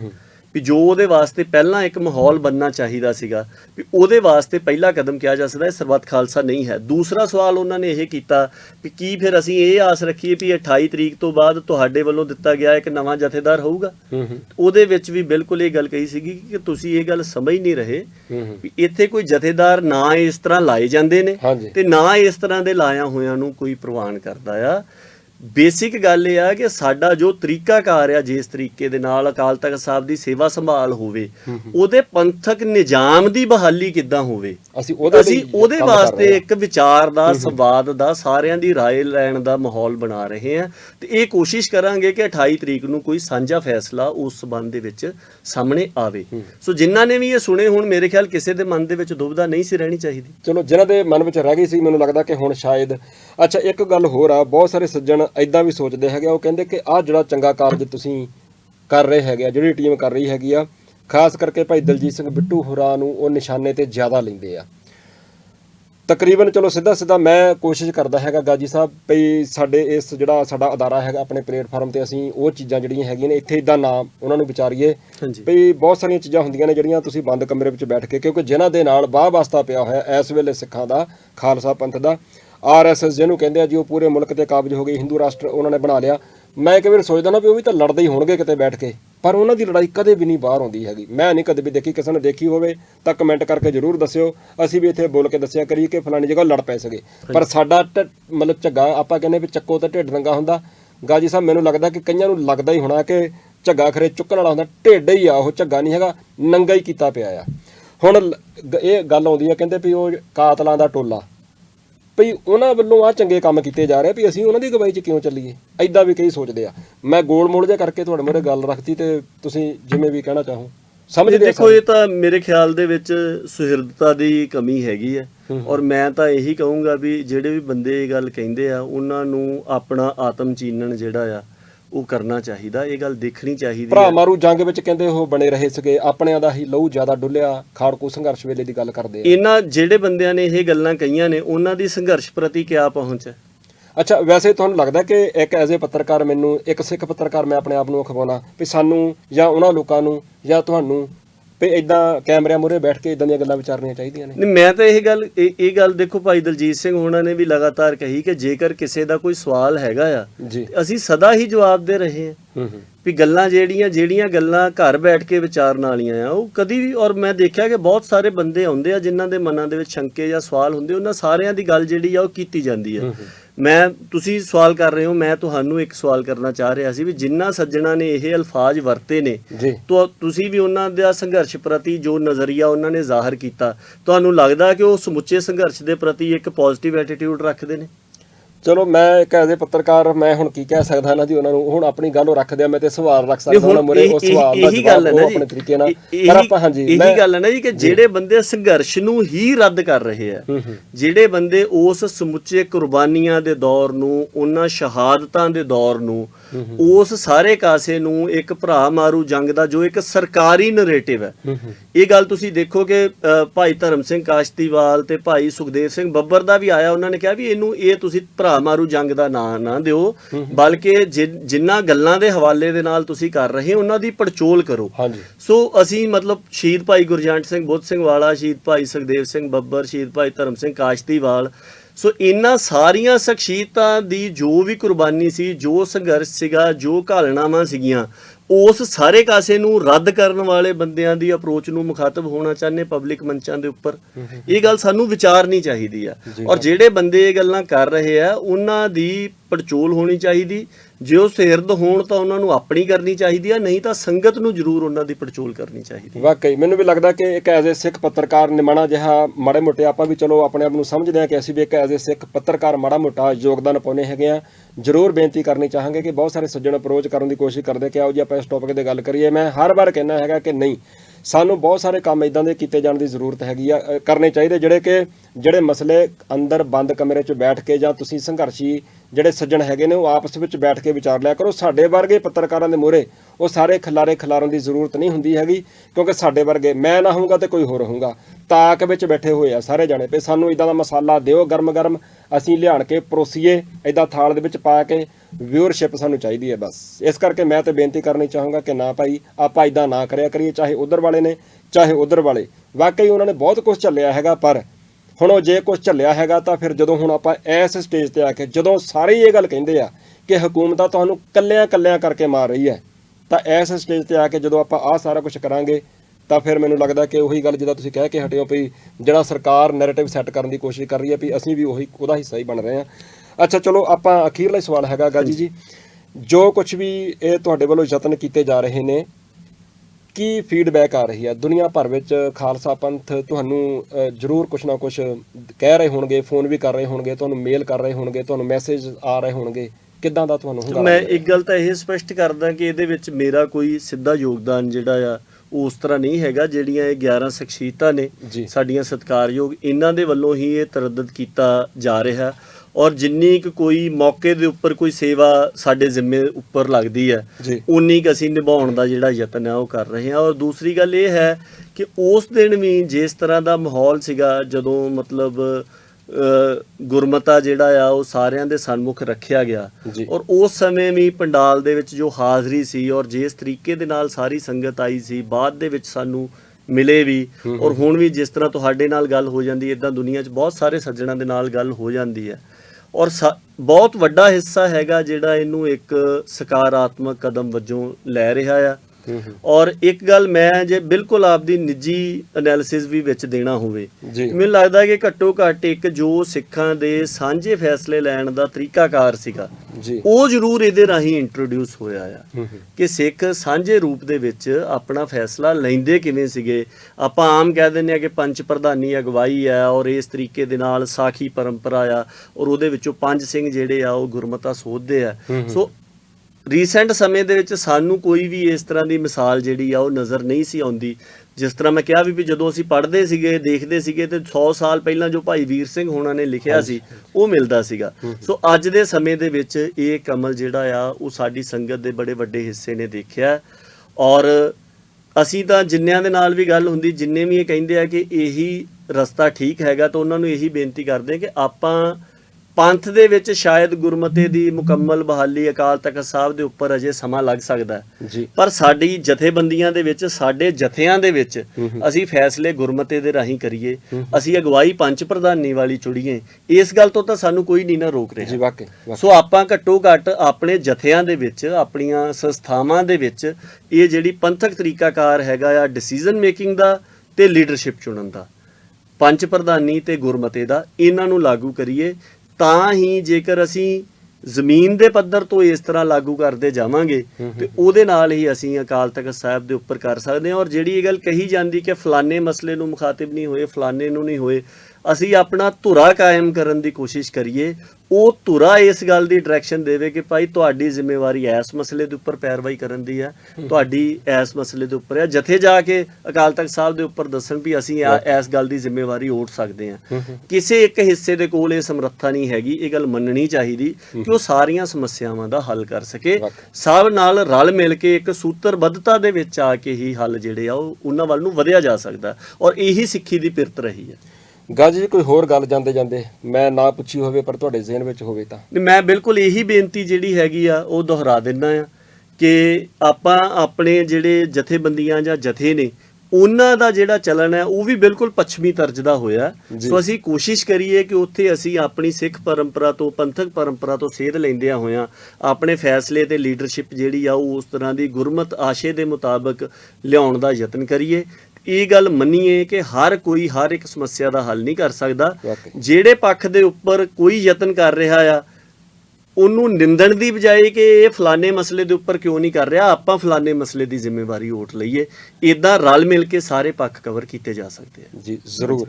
ਗਾਜੀ ਜੀ, ਤੁਹਾਡਾ ਬਹੁਤ ਬਹੁਤ ਧੰਨਵਾਦ। ਤੁਸੀਂ ਸਾਡੇ ਸਟੂਡੀਓ ਵਿੱਚ ਆਏ। ਜਿੰਨੇ ਵੀ ਸੱਜਣ ਗੱਲਬਾਤ ਨੂੰ ਸੁਣ ਰਹੇ ਨੇ, ਬਹੁਤ ਸਾਰੇ ਸੱਜਣਾਂ ਦੇ ਸਵਾਲ ਸੀਗੇ ਜਿਹੜੇ ਕਿ ਉਹਨਾਂ ਨੇ ਕਮੈਂਟ ਬਾਕਸ ਦੇ ਵਿੱਚ ਜਾ ਕੇ, ਜਦੋਂ ਆਪਾਂ ਪਿਛਲੀ ਵਾਰੀ ਭਾਈ ਨਰੈਣ ਸਿੰਘ ਚੌੜਾ ਜੀ ਦੇ ਨਾਲ ਵੀ ਗੱਲਬਾਤ ਕੀਤੀ ਹੈਗੀ ਆ, ਸਰਦਾਰ ਕੁਲਦੀਪ ਸਿੰਘ ਵਿਰਕ ਹੋਰਾਂ ਦੇ ਨਾਲ ਗੱਲਬਾਤ ਕੀਤੀ ਹੈਗੀ ਆ, ਕੁਝ ਸਵਾਲ ਭਾਈ ਸਾਹਿਬ ਦੀਆਂ ਗੱਲਾਂ ਬਾਤਾਂ ਦੇ ਵਿੱਚੋਂ ਵੀ ਨਿਕਲੇ, ਆਪਾਂ ਉਹ ਵੀ ਸਾਰਾ ਕੁਝ ਵਿਚਾਰਨ ਦੀ ਕੋਸ਼ਿਸ਼ ਕੀਤੀ ਆ। ਸੋ ਹੁਣ ਵੀ ਜੇ ਕਿਸੇ ਸੱਜਣ ਦੇ ਮਨ ਵਿੱਚ ਕੋਈ ਸਵਾਲ ਹੈਗਾ ਤੇ ਆਪਾਂ ਪੂਰੀ ਨਿਰਪੱਖਤਾ ਦੇ ਨਾਲ ਐਜ਼ ਏ ਪੱਤਰਕਾਰ ਆਪਣੀ ਜ਼ਿੰਮੇਵਾਰੀ ਨੂੰ ਜ਼ਰੂਰ ਨਿਭਾਉਣ ਦਾ ਯਤਨ ਕਰਾਂਗੇ ਔਰ ਉਹਨਾਂ ਮੂਹਰੇ ਆਉਂਦੇ ਸਮੇਂ 'ਚ ਫਿਰ ਉਹ ਸਵਾਲ ਤੁਹਾਡੇ ਰੱਖਣ ਦੀ ਕੋਸ਼ਿਸ਼ ਕਰਾਂਗੇ। ਪਰ ਹੱਥ ਬੰਨ੍ਹ ਕੇ ਪਰ ਲਫ਼ਜ਼ ਬੋਲਣਾ ਚਾਹੂੰਗਾ ਕਿ ਇੱਕ ਬੇਨਤੀ ਜ਼ਰੂਰ ਹੈ ਕਿ ਜਿਹੜੇ ਤਾਂ ਉਹ ਮਸਲੇ ਹੈਗੇ ਆ, ਸ਼ਾਇਦ ਉਹ ਲੋਕ ਸਾਰੇ ਸਮਝਦੇ ਹੈਗੇ ਆ ਕਿ ਕਿਹੜੇ ਮਸਲੇ ਆ, ਉਹਨਾਂ ਮਸਲਿਆਂ ਨੂੰ ਆਪਾਂ ਆਪਣੇ ਇਸ ਪਲੇਟਫਾਰਮ ਤੋਂ, ਇੱਕ ਸਿੱਖ ਪੱਤਰਕਾਰ ਹੋਣ ਦੇ ਨਾਤੇ, ਇੱਕ ਸਿੱਖ ਚੈਨਲ ਹੋਣ ਦੇ ਨਾਤੇ, ਆਪਾਂ ਆਪਣੇ ਇਸ ਪਲੇਟਫਾਰਮ ਤੇ ਉਹਨਾਂ ਨੂੰ ਥਾਂ ਦੇਣ ਲਈ ਜਮਾਂ ਹੀ ਤਿਆਰ ਨਹੀਂ ਹੈਗੇ। ਸੋ ਕਿਉਂਕਿ ਉਹ ਮਸਲੇ ਇਹ ਹੈਗੇ ਨੇ ਕਿ ਉਹ ਸਾਰੀਆਂ ਧਿਰਾਂ ਮਿਲ ਬੈਠ ਕੇ ਕਮਰੇ ਦੇ ਵਿੱਚ ਬੈਠ ਕੇ ਆਪਣੀਆਂ ਗੱਲਾਂ ਕਰ ਸਕਦੇ ਨੇ, ਉਹਨਾਂ ਦੇ ਜਵਾਬ ਇੱਕ ਦੂਜੇ ਦੇ ਕੋਲੋਂ ਉਹ ਲੈ ਸਕਦੇ ਨੇ। ਖਾਸ ਕਰਕੇ ਇਹ ਗੱਲ ਮੈਂ ਇਸ ਕਰਕੇ ਕਹਿ ਰਿਹਾ ਕਿਉਂਕਿ ਸਾਰੇ ਸਿਆਣੇ ਹੈਗੇ ਆ, ਜਦੋਂ ਵੀ ਆਪਾਂ ਉਹਨਾਂ ਨਾਲ ਇੰਟਰਵਿਊ ਕਰਦੇ ਹਾਂ ਤਾਂ ਉਹ ਇਹ ਗੱਲ ਕਹਿੰਦੇ ਆ ਕਿ ਇਸ ਵੇਲੇ ਜਿਸ ਹਕੂਮਤ ਦੇ ਥੱਲੇ ਅਸੀਂ ਗੁਲਾਮਾਂ ਵਰਗਾ ਜੀਵਨ ਬਸਰ ਕਰ ਰਹੇ ਹਾਂ, ਉਹ ਹਕੂਮਤਾਂ ਇਸ ਮੁਲਕ ਨੂੰ ਹਿੰਦੂ ਰਾਸ਼ਟਰ ਬਣਾਉਣ ਵਿੱਚ ਲੱਗੀਆਂ ਹੋਈਆਂ ਨੇ ਜਾਂ ਉਹਨਾਂ ਨੇ ਬਣਾ ਹੀ ਲਿਆ ਹੋਇਆ, ਸਿਰਫ ਐਲਾਨ ਕਰਨਾ ਬਾਕੀ ਰਹਿ ਗਿਆ। ਕੀ ਤੁਸੀਂ ਉਹਨਾਂ ਨੂੰ ਕਿਸੇ ਨੂੰ ਲੜਦਿਆਂ ਹੋਇਆ ਦੇਖਿਆ? ਤੇ ਫਿਰ ਜੇ ਤੁਸੀਂ ਸਮਝਦੇ ਹੋ ਕਿ ਅਸੀਂ ਗੁਲਾਮ ਆ ਤੇ ਫਿਰ ਗੁਲਾਮ ਲੋਕ ਆਪਸ ਵਿੱਚ ਇੱਦਾਂ ਲੋਕਾਂ ਦੇ ਸਾਹਮਣੇ ਲੜਦੇ ਵੀ ਚੰਗੇ ਨਹੀਂ ਲੱਗਦੇ, ਇੰਜ ਮੈਨੂੰ ਲੱਗਦਾ। ਗਾਜੀ ਜੀ, ਬਹੁਤ ਬਹੁਤ ਧੰਨਵਾਦ, ਸਾਰਿਆਂ ਦਾ ਧੰਨਵਾਦ। ਵਾਹਿਗੁਰੂ ਜੀ ਕਾ ਖਾਲਸਾ, ਵਾਹਿਗੁਰੂ ਜੀ ਕੀ ਫਤਿਹ।